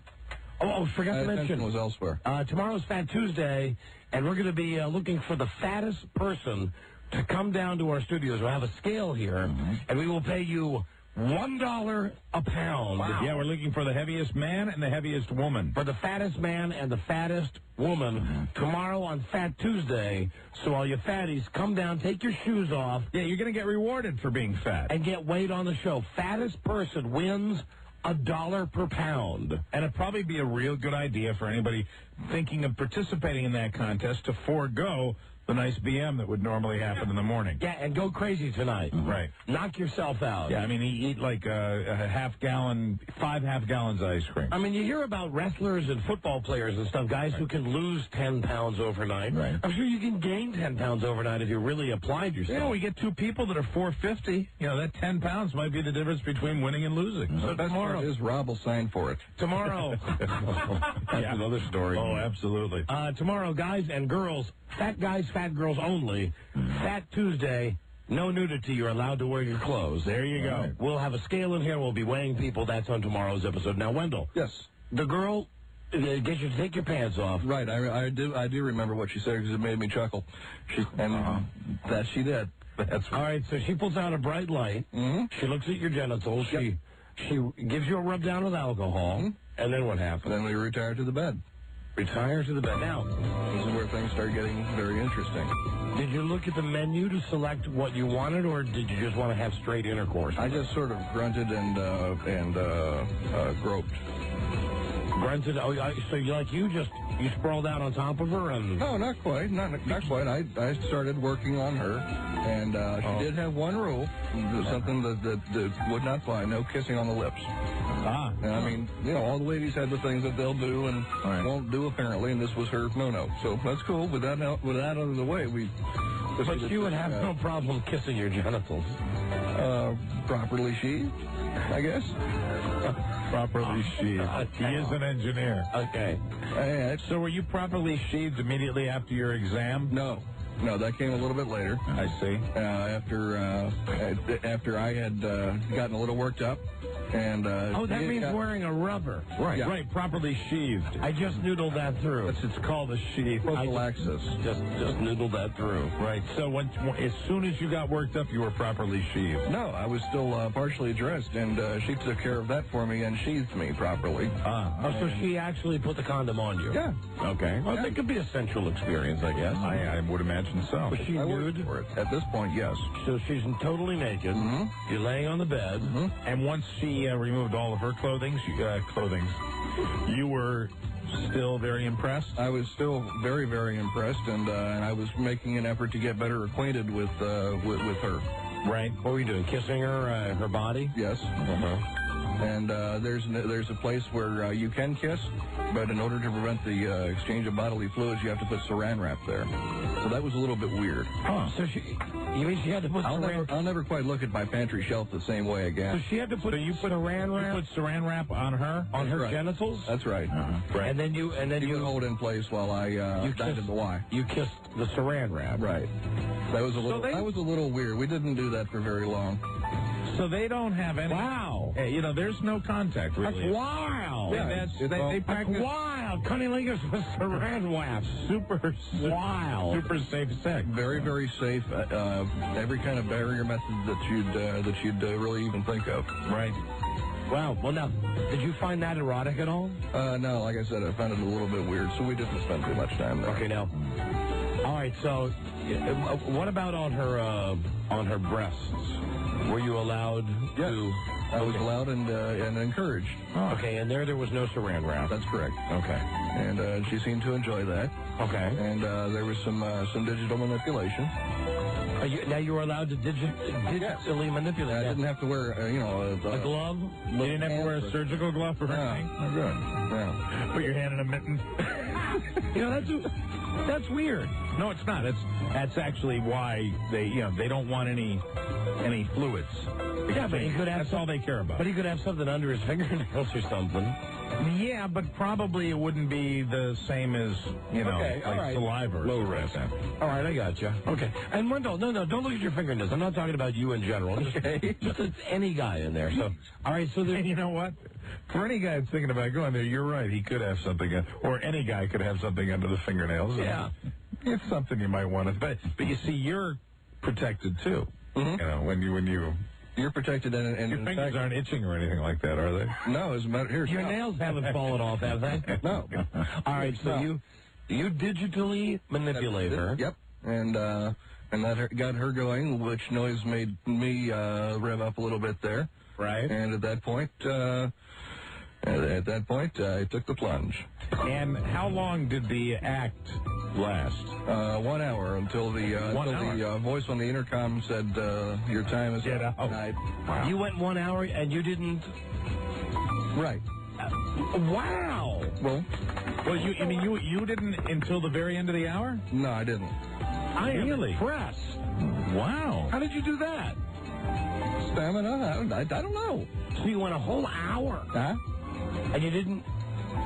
So at the very end... You knew you were going to have an hour going in, right? You knew you'd have 1 hour? I wasn't watching the clock. There was no clock. But I mean, were you kind of aware of the fact that you were, I think you wanted to make the thing linger, or is that what you wanted to do? Kind of. Yeah. So when the voice came on and said your time is up, at that point, did you...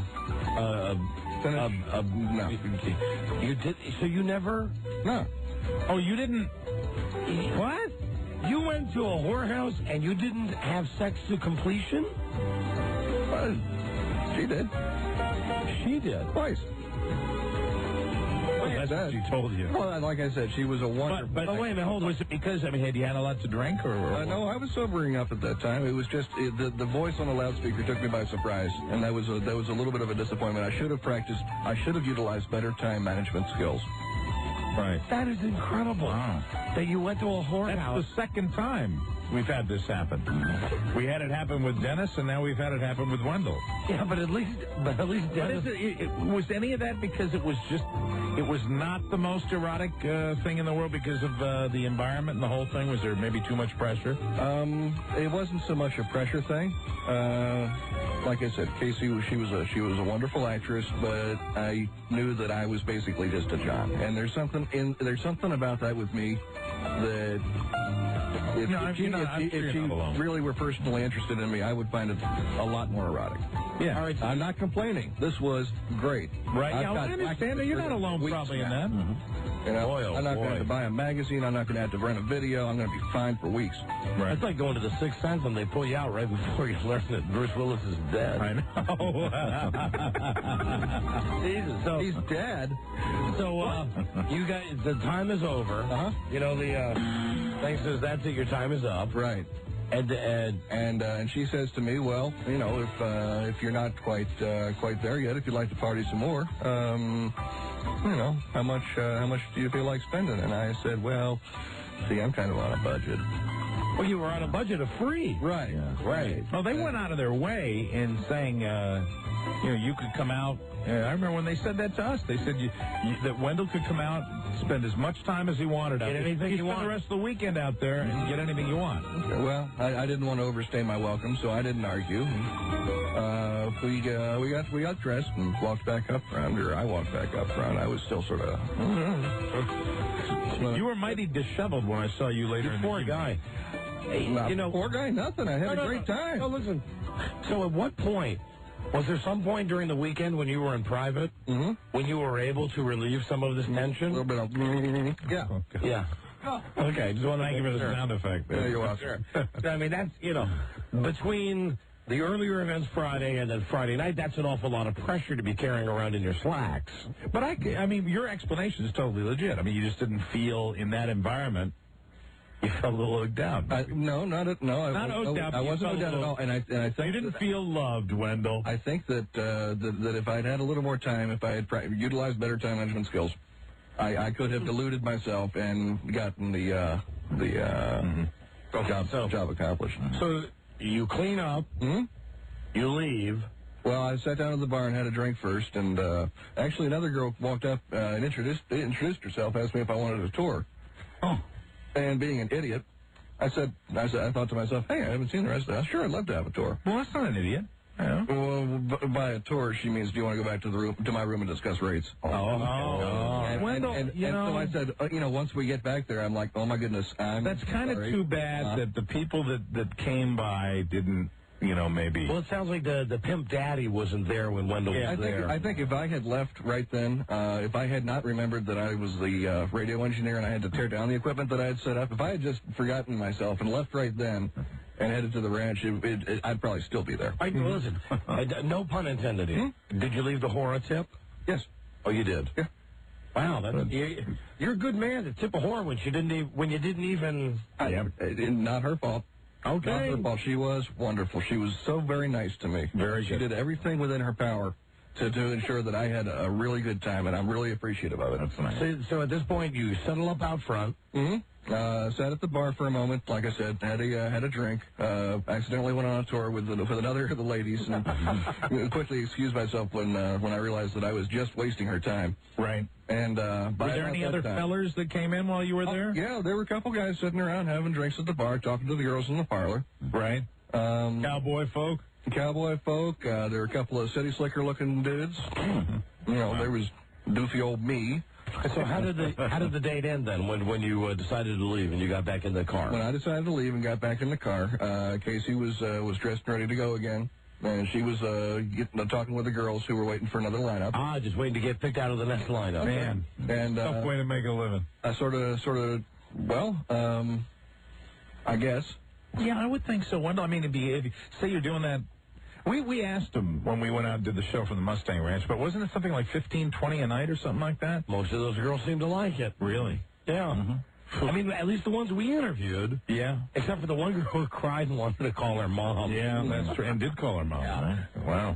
So you leave. Mm-hmm. Wowzy, Get back in the car with Wilford Brimley, and we are driving back. And this time I'm a little more relaxed and talkative because the pressure is off. And just shoot the S, coming back up to the hotel, and once again refuses a tip, says no sir, firmly, no sir, I'm taken care of. Wow. And that's the end of it. That was it. I walked back in, and you see a happy boy. Mm-hmm. All right. The Wendell Hall. It was a great time. Fantastic. You are a strange one to figure out, Wendell. You really are. And it wasn't maybe the hooch? It could be. Yeah. Maybe a little of the hooch? It could be. Mm-hmm. I know. You know what? I don't think it's. I think you just don't believe that an hour is not uncommon for me. I think I know Wendell enough. I have references, and I bet if you think about it, I bet Wendell really is so sensitive that as he's going through this, I don't doubt he that. knows. I don't doubt that. She's just a whore. He's just another John. Right. When she gets done banging him, she's just going to be banging the next guy that picks her out of line. Sure, right. As we found out when we've hooked Wendell up on dates, he needs that emotional attachment. But I will say she did her very best to dispel that notion, to allow me to indulge in a fantasy. And she really worked hard at it. And what was the fantasy? Huh? What was the fantasy? What you're describing. She was actually there for me. And so, did you make her say I love you or anything? I didn't make her say a thing. You didn't. Did she say I love you? Did you make her? No. Tell me you love me. It wasn't so much in words. Mm-hmm. Okay. So, how would you rate the experience? Oh, it on a scale of what? It was terrific. 1 to 10. It was a 10. I did a 10 in a heartbeat. Would you go back? Of course. All right. It was a 10. Well, next time we're out there, you have to go back. Okay. It was an NJT, a no jizz 10.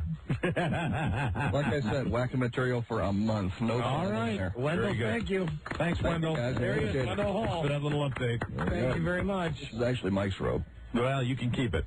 Please. That will not be coming into my house. Wendell's complimentary robe from the Bunny Ranch. He is an enigma. Mm-hmm. He is. Our engineer, Wendell Hall. There he goes. 1 hour. Thanks, Wendell. 1 hour of effing. That doesn't surprise me from a physiological standpoint. You see, remember Wendell in the conference room? Yeah. Did you think he was way too bombed? I think he might have still been experiencing the effects of the alcohol. I agree with that. He was throwing it back like tea. Yeah, he was. He was. I mean, and we have a theory about old Wendell. It takes Wendell a couple of drinks, and kaboom, And he was when I saw him right before he left, he was having a few more drinks. It can numb you. I thought for him. Hello, Don and Mike Show. Hey, how's it going? Hey, buddy. Hey, I just wanted to ask Wendell, I mean, if you go in there, whether it's free or not, I mean, the simple fact of the matter is at least, quit wasting time making out with Saran wrap, Well, I believe Wendell's love to do that, but I believe Wendell said... Hey, Wendell had a good time. He didn't take a whole lot of time making out with the Saran wrap. Right. He had a good time. It was probably, Well, I mean, speaking as a veteran type of thing, being in the Navy and all, I think that whether or not that I was just a job or not, if I was in there, I'd at least finish it off, whether by myself or not. All right, thank you, my friend. Well, you know, that was my concern also, that the job wasn't finished, but Wendell seems happy. Everybody's different. Yeah, and I mean, really, if the hour was up, the hour was up. You know, I mean, that was probably a lot of the problem. Don and Mike show. Yeah. I just want to say that the reason Wendell lasted so long is because if you're used to using your hand on yourself, then when you actually have sex, you're going to last longer because you're used to... Oh, that is so cruel. The hand. Okay. That's so cruel. And up Wendell bashing, okay? So true. Hey, sounds like he knows. Goodbye. Hello, Don and Mike show. Oh, man. Hello? Yeah. Yeah. Hi, you're on the air. Oh, this is Don and Mike? Yeah. Yeah, come on. Yeah, I'm commenting on Wendell. Yes, I've guessed that. What can we do for you? Yeah, I've done the same thing. I think it was the rubber. Okay, it was the rubber. Something else. That's another factor, right? All right, thank you, Mike. The sheath. Hello, Don and Mike show. The sheath. I swear to God, I was sitting there scratching my head, and you and Buzz are going, oh, yeah, sheathed. He said he's an engineer. I was like, I'm thinking, I go, oh, rubber. Was there any noticeable odor? Did he hit her in the bad spot? I don't know. God. I don't think Wendell's... No, I don't. I think that guy's Beach Towel Club Central right there. Don and Mike. Hi, Don and Mike. Hi. Quick question for you. I was wondering if Wendell wasn't a comp deal, what the prices were, just out of curiosity. You know, in fairness to all the people out there, we should have asked Wendell that question. I don't know. And the menu that they gave us didn't have prices. No prices. Like a fine restaurant. Hello, Don and Mike show. Besides, if you have to ask, I probably can't afford it. Amen. Hello, Don and Mike show. Hey. Hey. What happened to you guys in Greenville? I don't pick you guys up anymore. Yes, that's right. We're working on that. You know, I'm sad to say that because another evil program director, trying to stand in our way. Buddy Scott controls 7 FM stations. Well, I shouldn't say anything because the deal's not done yet, but we'll be back in Greenville within the week. Well, how close? What do you have that's close to Atlanta? Close to Atlanta? What do I look like, Rand McNally? Hello, Don and Mike show. Yeah, I was in Cambodia earlier this year. I had some stories that might apply right now. Well, did you see some whores? Well, you know, I saw them and then I paid for them. Yes, and what are your stories? You're on the air. Sorry? What? You're on the air. Go. Oh, God. Can I ask you a question? This is the second guy that had a little trouble realizing that he was on the air. And what's confusing you, sir? Just general confusion, I guess. I'm sorry. You know, you hope it's not going to happen to you when you call, and you get all confused. And then, what do you mean you hope it's not going to happen to you? Why are you calling if you hope that... It always happens. Idiots call up, and you pick up, you're on the air, you don't realize you're on the air, then you make fun of them, and you hope it doesn't happen to you when you call, and it does. Okay, well, it has. You're like a great big idiot. It has. So what happened? Anyway. What happened when you bought a hooker in Cambodia? Well, it's a little different there. See, what you do is you go to just about any bar. I mean, there's some top-of-the-line bars, you know, where it doesn't happen, and the girls are just walking around, and they come up, they start massaging your shoulders, whatever, and if you don't want to partake, you just give them a couple bucks and tell them to, you know, buzz off, and if you do, you go talk to the mama-san, arrange for a fee, which is usually... you know, 20, 30 bucks, and you take her home, and she stays the whole night, and, you know, spends the night with you. Oh, yeah, that's gross. I mean, I imagine that, you know, once you have a whore, you just want to dispose of her. You know what I mean? I mean, I hope I do. Not forever. That sounded pretty... You take that out of context, and the FBI will be visiting. No, well, you know what I mean. I mean, it's like, you know, it's done, okay, leave. Yeah, once it's done, I would think that, you know, both the professional and the amateur would want to say, you know, sayonara. Bonsoir. See you later. It's been real. Thanks a lot. Bye. Hello, Don and Mike show. You don't want to make breakfast. Hello. Don, hi, Mike. I just want to say I feel for Wendell. Oh, listen to you. Oh, get out of here. Well, I do. Get out of here. At least he got it up with Dennis. No, I thought Wendell's story, Dennis. All right. And listen, where are our Christmas gifts? Oh, yeah, where the hell are our Christmas gifts? Yeah, you thought we forgot again, didn't you? Goodbye. Goodbye until we see our gifts. Goodbye. Yeah, it might be a good idea for somebody to be in the lobby tomorrow. Bye. I'll see you later. Bye. Wear your Santa hat. Oh, okay. Bye. Bye. Bye. Okay. Hold on. I don't know what we'll do next. Some good. We'll be right back. Number 1, Arbitron Radio, the Don and Mike Show.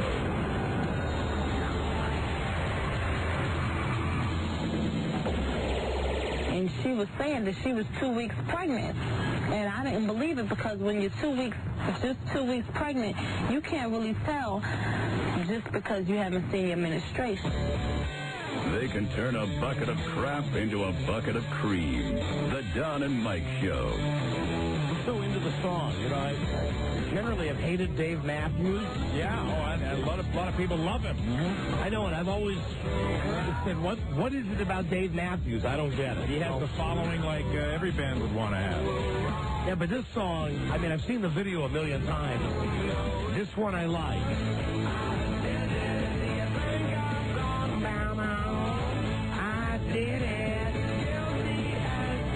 You seen the video? Good. No, I haven't. He's walking around like in a dream sequence, all these hot girls with big boobs, just looking at the camera going, I did it. And at the very end, he's the garbage man who's having a dream. Good song. Dave Matthews. I might have to be his fan. I know I'm last on the bandwagon there. All right. What the hell? That's a decent song.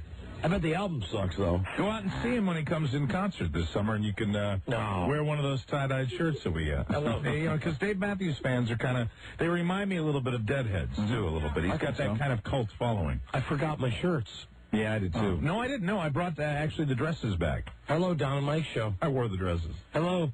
Hello. Oh, you're on the air? Hey, how's it going? Fine. We were at the show up in Tahoe, and we were the 8th person in line. You mean the show that was canceled? Yeah, right. that was terrible. And at the end, when the security guards came up, this one guy was standing right there, and he's all, Don and Mike are artistical. They wouldn't do that to us. Is that a word?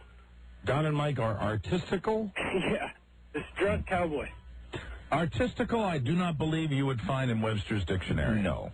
One of the great fans, huh? All right, thank you, my friend. Fantastic. Thank you. Hello, Don and Mike Show. Artistic. Hello. Hello? Hi. How you guys doing today? We're doing great, thank you. Oh, I didn't think I'd get in this darn fast. Hey, I want to ask you guys, when are you guys coming to Sacramento? I heard you're going to be coming to Arco Arena. I think in April. In April? April what would that be? You know by any chance? I don't know. Thank you. Thank you, though. Hello, Don and Mike Show. Hello, how are we doing? Hi, we're doing great, thanks. Great. You were talking about the Bunny Ranch, and I think it was Saturday night they did a thing on Dateline about hookers and prostitution in Reno, and they showed the Bunny Ranch on TV. Oh, really? Well, then maybe you can give us a better idea than Wendell did. You remember the Dukes of Hazzard? Yeah. And some of the buildings that kind of remind me of the Boar's Nest. The bar that everybody frequented, just the way it looked, kind of the low-slung, wasn't the classiest looking joint from the outside. It was real dark on the inside. Looked like it was kind of like a whorehouse. All right, gotcha. Thank you, my friend. Special. All right, thank you. Thanks, guys. Bye-bye. Bye-bye. No Cambodia. All right, so the whorehouse that Wendell was at looked kind of like Dukes of Hazzard. I really wasn't paying attention. You know, I was well sheathed. We are running out of time on today's show. Tomorrow, I promise we're going to hear the tapes of Rob in New York at the Sopranos party. Oh, good. Also tomorrow, the debut of Mike's band Crap. Yay. Yeah, we put a condenser microphone down in the basement. It's not that good quality, but you'll hear the jam, man. Also tomorrow, Leah Remini yells at one of our bosses. You're going to want to hear that. And as we've been mentioning all day, tomorrow is Fat Tuesday. We're going to have a scale in the studio. The fattest person to come down during the show and get weighed. And incidentally, for all the ladies who work in this building, no employees allowed.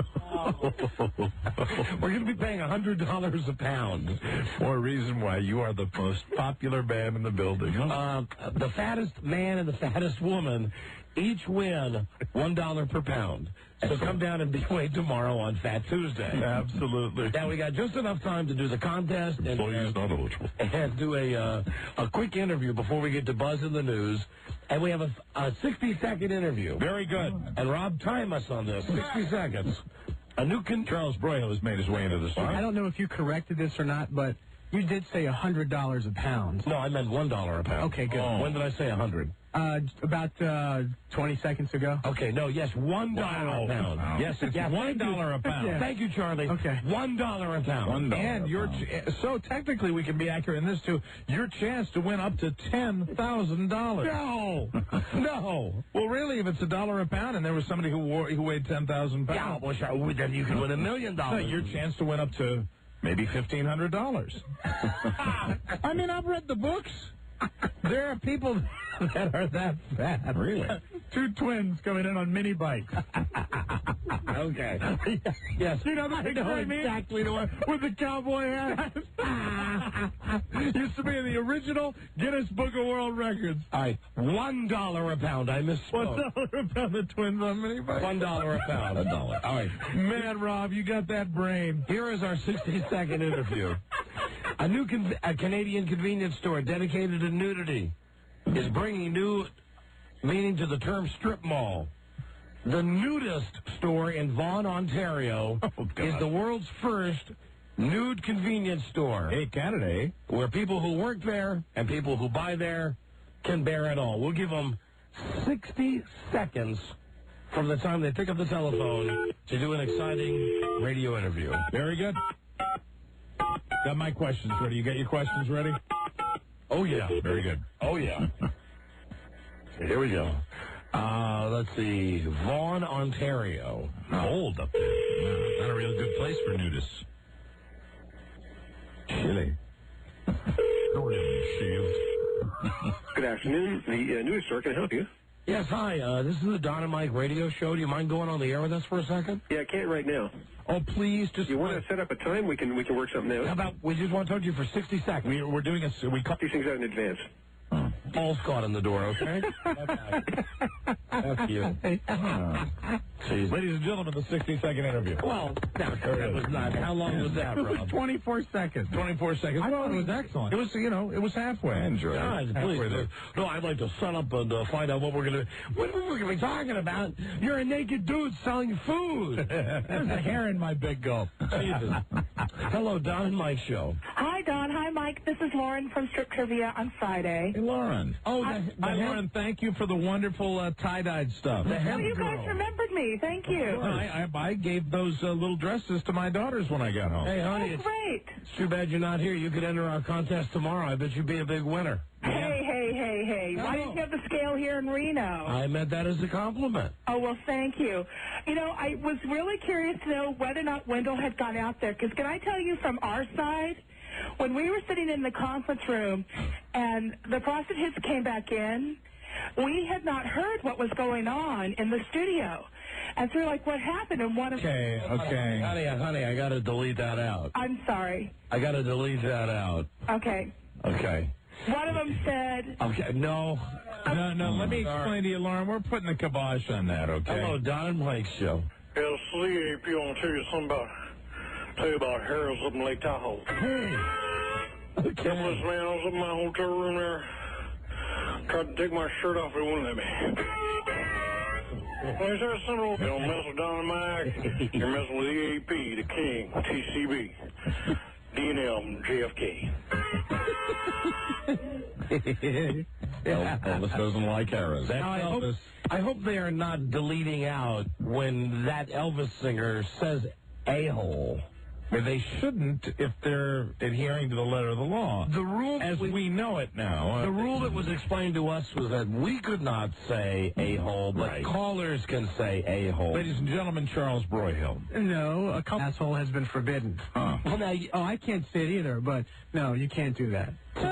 You just did that, forgot. You just did that to be delayed. No, I completely forgot. You did it to be an... I did not. I forgot. You did, too. To do what? Is Jimmy upstairs hitting the delay now? I don't know if he is or not. You did it. I wouldn't say I was being an ass, but... Okay. Oh, there it goes. Now we know. There you go. Now, hey, we know that none of that conversation got on the air. I guess he was. Charlie was explaining that nobody can say a-hole the way it's really said. Right. Which? I'm not saying it. Don't care to. I think you might have been a little slow on the trigger there. Charlie, remember it took me about 10 years to say goddamn. Hello, Don and Mike. Hey, but in my private life, all of my friends here will testify to the fact that I have quite the unruly mouth. Oh, you know what? I can't even get a phone lined up now because the delay is... You know, why do they insist on deleting out the funniest parts of the show? I don't know. Why do they insist on deleting out the best parts of the show? What's wrong with people? The parts that would really make you laugh your ass off. Watch out. Make you drive your car into a hole. Oh, shit. Those are the parts that they delete out. They delete out those asses. Let me tell you what the asses do. What? They delete out whole parts of the show. I know they do. I know. God, their asses. I wish someone would just dump them in a giant hole. I wish someone would dump them in a giant hole for asses. I really do. They are so hung up with language around here. They are. Jesus Christ. We're here to entertain people. All right. Entertain people. Let me entertain you. People who are listening to us in holes right now. Uh-huh. Well, you mean like foxholes? Yes, and you know why they're in those holes? Why? Because they're asses. Or they'd be above ground. There you go. There, the phone is back. All right, the phones are back. Let's clear them out and try to give away this money. I mean, I've given another clue. You have given lots of clues out. Number one song, 1970s movie soundtrack, Oscar winner. I'll tell you, I tried to guess it before, but I missed it, and I felt like a silly ass. And I'm still in that hole. Call 100 right now, and you got a shot at $500 with Secret Song number 6, phone number 877-365-3636. We'll be right back. Number 1, Arbitron Radio, the Don and Mike Show. Hello. Hello there, old friend. What are you doing? Hey, what is up? I'm just watching Antiques Roadshow and having some apple juice. Whoa, whoa. Hey, there's my call waiting. Hello? Hello, companion. Hey, it's Charlie Broyhill. Hey, Charlie, what is up? Oh! Hold on. There's a knock at my door. Hello? Well, hello there, old friend. What is up? Not much. I'm just having an apple juice watching Antiques Roadshow.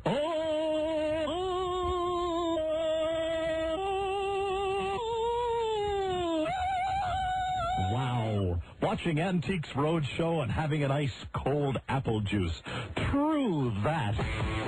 You know, for those who serve, the Don and Mike Show. I just want to point out that well over a year ago, I thought of the idea for that fake commercial. You did. And it pisses me off whenever I see it on TV. I know, because it's a year later, they come up with the same idea. On Friday, when I was looking for you on Friday night, right? At late Friday afternoon. Yeah. I actually, I guess it was Thursday, the day that we flew into Reno. Okay. Travel day. Right. Okay? I called Mike's room, and Mike's not there. So I was walking around. Mike and I all day. We're just trying to find each other all day. Yeah, I was in the Cal Neva Casino. Okay, so I was walking around looking for you and waiting, and I was standing behind a table watching these guys play blackjack, and they kept saying, "What are you doing?" Oh, no. Nothing. What are you doing? And like goofing on the commercial? Yeah, and I was sitting there thinking, that was my idea. That idea belongs to our show. If I was sitting there, I would have pointed to you and say, he came up with that ad campaign. I did. Because technically you did. I did. You did. F. Budweiser. You stole that. You stole that from our show. And you came up with it the day after the commercial came out. Do a white version. Right, exactly. Oh, these mooks just sitting there playing blackjack, just getting killed on every hand. What are you doing? 16, I'll take a hit. I lose. What are you doing? What are you doing? Jesus. Hello, Don and Mike Show. I am, caller 100. Yeah, that's right. Hi, what's your name? I love you, gentlemen. We might have a winner, Robbie. Could be. Might have a winner. What's your name, my friend? My name is Xavier. Hi, Xavier, where are you from? Reno. Xavier. That's good. If you are a winner, I'm glad you're from Reno. Thank you. You have won the Sopranos prize pack. Don't miss the special 2-hour season premiere of The Sopranos this Sunday night at 9, 8 Eastern. Right on. God damn, am I glad that show is back. It's back. I'm very excited. 2-hour premiere. Very exciting. Hey, I had a question for you guys. Yeah. Mike, you just said you were hanging out at the Calneva? Yes, sir. In Tahoe or Reno? In Reno. You were hanging out at the Calneva in Reno?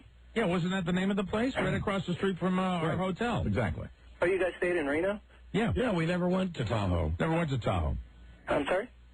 We never went to Tahoe. As a matter of fact, I cashed a check there. Oh, really? Yes, I did. Like all the other I had to work today. I wasn't able to listen to the show. All the other degenerate gamblers, I'm sitting there with a check. They cashed it. My opinion on the best brothel in the area, Sagebrush Ranch. All right, well, listen, let's play the game right now. All right. Okay? Okay. Okay, secret song number 6. If we must. If you give us the title and artist, we'll pay you $500. Are you ready? Wait, now what is it? What's the game? Wait, you don't know what the game is?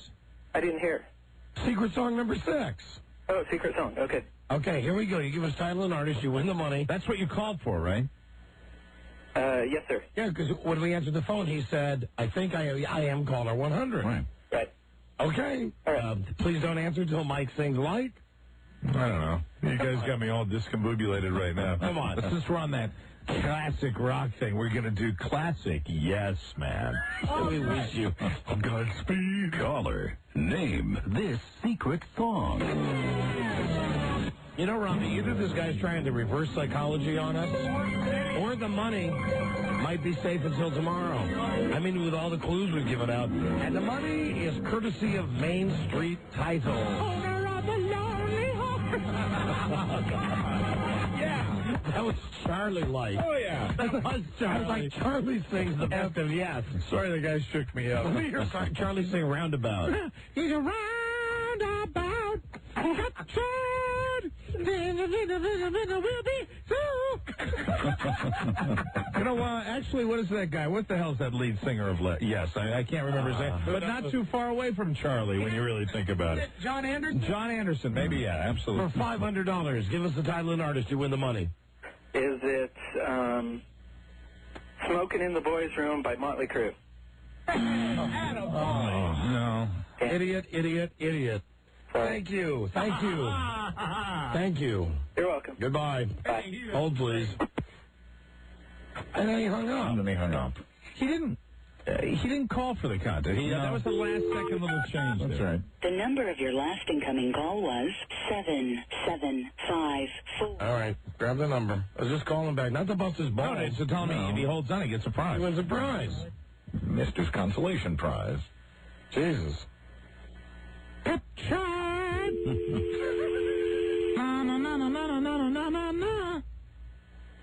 Rob, no complaints? This is the only thing that you kill me on. Well, remember the other day when Broyhill got the numbers for us? Yeah, he was so fast. Cat-like. Well, you know me. But also, you and I were talking over, and I couldn't hear the number. They will repeat it, and I'll have it for you in a second. Okay. If you like, they will repeat it. Right, let's all be quiet so Rob can get the number.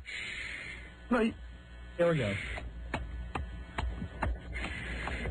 He's got it. 1, 5. He got it. Okay. You kind of talked your head off, because once you disconnected from the pillows, it's fine. I'm sorry, I just... Thank you.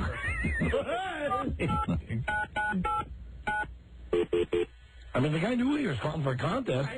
He went through Sopranos stuff. It's a good prize, too. He should want that.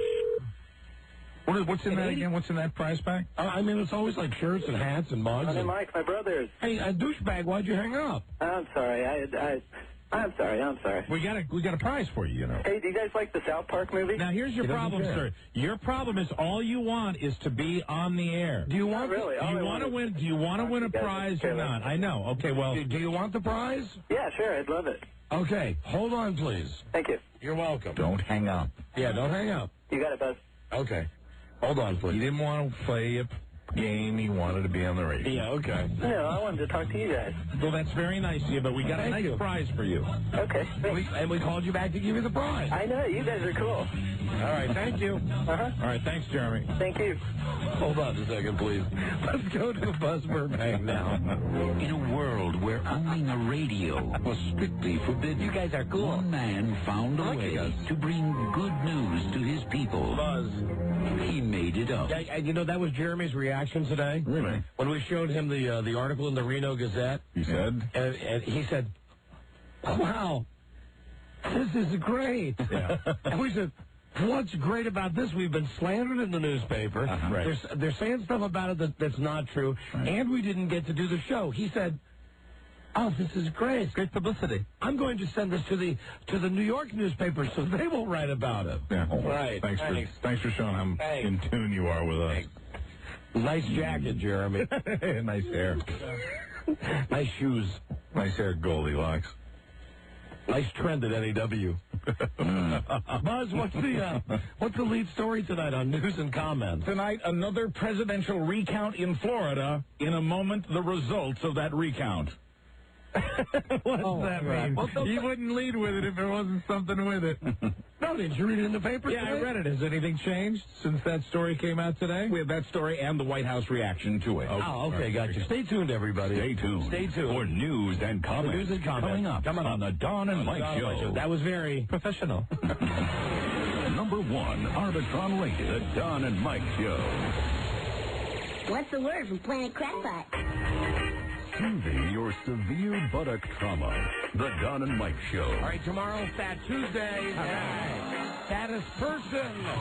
Male and female gets $1 per pound. Wow. Come on down at the beginning of the show. We'll have a scale in the studio. Incredible! That's too bad he doesn't work here anymore. Fat Tuesday. Yeah. Tomorrow, Don and Mike Show. Buzz now with news and comments. Buzz brought to you tonight by egars.com. Visit egars.com and check out the great deals on Punch and Hoyo de Monterey 5-packs. 5 cigars for as little as $9.95. 4 super premium cigars for only $18.95. Order online. Or call 877-81-EGARS. And now here's Buzz. Hi, Don. Hi, Mike. It appears that even if there had been an official recount in Florida, W would still be president. The news media is sponsoring its own study of the uncounted ballots in Miami-Dade County. That's BS. Gore picked up an extra 49 votes, but not enough to put him over the top. We're concerned about AIDS inside our White House. Make no mistake about it. It's a review of the undervotes, not counted by machines, a review that gave Gore the benefit of the doubt with hanging chads and the like. I'd just like to say, Buzz, yes, I question the results of that survey. I think that what it was doing was just clouding the issue more than it should be. Hey, Mr. Gore, I understand you were recently on a flight to New York City with Rob Spiewak. Rob Spiewak was on this plane with his father, and I enjoyed Rob's company greatly. He voted for the other guy, you know. Well, I understand he's not only a conservative, but quite a fascist. And also a Klansman. So I are right, and right. I can certainly understand him going to the other side. Right. Thank you, Rob. Have fun on the shuttle, Al. I enjoyed my complimentary bottle of water. Oh, and Al? Yes, Don. I wouldn't F-tip her with Buzz's D. You and me both, Pachango. Thank you. Quoting the editor of the Miami Herald, there were many people who expected a bonanza of votes for Al Gore. Turns out there was not. The study's being conducted by the Associated Press, the Washington Post, the New York Times. So far, it also shows that neither side could have known how a recount would affect the outcome. This afternoon, the White House says it is not surprised by the results, and it says it thought most Americans had put this behind them. The Democrats say they aren't buying into the study, that it doesn't prove anything. The House panel investigating a controversial pardon by former President Clinton has lost another witness. In the House. Former Democratic National Committee official Beth Dezorit is invoking Fifth Amendment protection against Dezorit. Really? Her name, yes. Wow. And she's invoking the Fifth Amendment against self-incrimination. She's a friend of fugitive financier Mark Rich's ex-wife Denise, who also declined to testify. Amnesty International is calling for a ban on some equipment that could be used for torture. The group says dozens. Well, I know that you love buying the things that hold people's thumbs together. Yeah, It's only because it can resell and make money on that. Exactly. The group Amnesty International says dozens of U.S. companies sell electroshock weapons, leg irons, and serrated thumb cuffs. You've heard mentioned. Yeah, I think you'll really like this shock device. The products are sold in this country as crime control equipment. Oh, dear. But Amnesty International says the devices are actually used by some countries for torture, and that U.S. companies have no business catering to that. Some of the equipment's even illegal to own in this country, but it's exported to Saudi Arabia, Russia, Taiwan, Israel, Egypt, and other countries. Yes! Last year, New Orleans police did what they were told. They tried to crack down on the public nudity at Mardi Gras. So what? A quick trip to the internet will show you they failed, but New Orleans cops already knew that. So this year they got the police superintendent to change his order. Really, why don't they send the people from Harris Casino out there? Let them handle that situation. Kill all the fun. Really? This year they say they'll only make an arrest if and when the nudity poses a threat to public safety. Ooh, there's that concept again. Yeah. Women, and these days more and more men, expose themselves in exchange for strings of plastic beads. Quoting the police superintendent, have a good time, but please don't overdo it. All right, now what about the, don't you want your actuality? Oh, yes, please, go ahead and play that now. The nude guy, all right, in New Orleans who's Mardi Gras. Pulling down his pants for beads. Right. He is pathetic. There he is. Do you understand? Look at all the beads around his neck. Look at him. He's a schoolyard bully. I don't know if he's talking about himself in third person or what. Yeah, with a bullhorn up your ass. But now that'll get you thrown in jail. There's that I agree with that. Yeah, I'm glad you do, sir. Okay. Who cares? All right, but you are naked in New Orleans. You would be the one that got killed, though. Oh. I would put money on it. But yeah, but you are the one standing there naked with the Mardi Gras beads around your neck and a bullhorn up your ass. Good question. All right, are you naked? And do you have a bullhorn up your ass? She does have a nice rack, though. I'll give that to her. No, don't look at the other lady. We're asking about you. Are you the guy we're describing here? That's rude. Sorry. We put you to answer the question. Money? Yeah. Okay. That's a yes. It's him. If there were no Matt Damon, no Ben Affleck. There he goes. He gets all heavy on us again. I don't understand him. Right, he's at the fat farm. Well, that might be a good idea, too. He is a figurehead. Eat some bananas. Oh, what could it be? I know that. I've done my research. Okay. Thank you, naked man with the bullhorn up your ass. I choose to remember a lot of worthless crap. That's all I know. There, good for you. Thank you. Anything else? That is the lay of the land, my friend. My favorite. Time out, Buzz. Okay. Be right back. Number 1, Arbitron rated, The Don and Mike Show. Well, I don't mean to piss you off. Proudly down to only 2 herpes pills a day. Don Geronimo and Mike O'Mara. 4 if you're counting both of us. There you go. And now here's Buzz. In sports, the team owned by the late Dale Earnhardt won another NASCAR race today. Steve Park drove that car.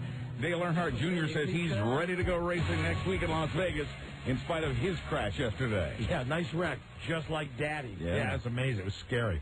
Finally, the Hardee's hamburger chain is being sued by a man who says he bit into a biscuit and a rotten human tooth.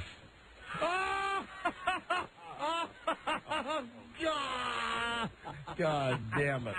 Wow, that's what Ron Cheeley said when he ordered a bacon, egg, and cheese biscuit at a Hardee's in Burlington, North Carolina last August.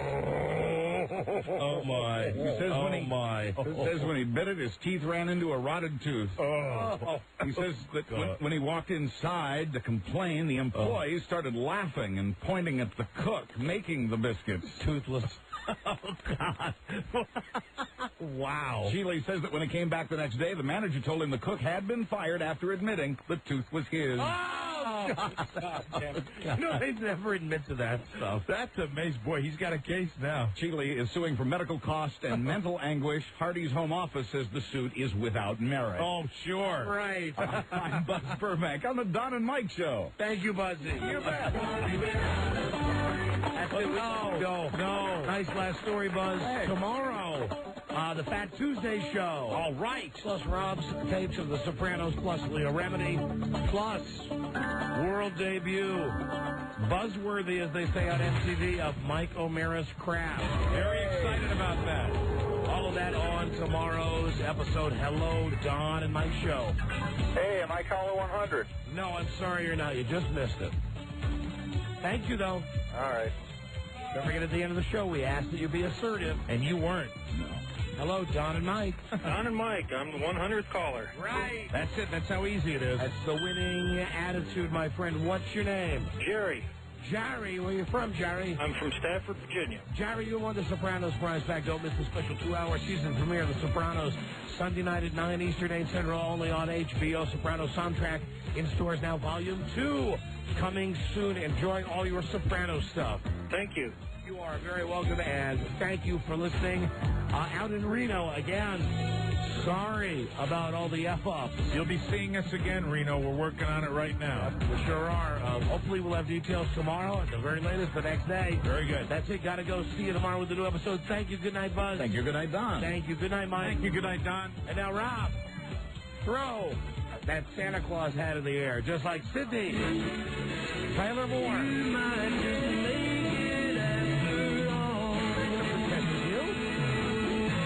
What are you doing? I lost my bottle cap. Or someone threw it away. I didn't throw it away. I never do. So you mean you have nothing to put in Rob's mouth Like tonight? doing it through saran wrap. I don't have anything. I don't have anything to... Are you sure you don't... Use the top to the citrus spray. Are you sure you don't have anything that you could put in Rob's mouth? Easy, you. Here we go. Okay.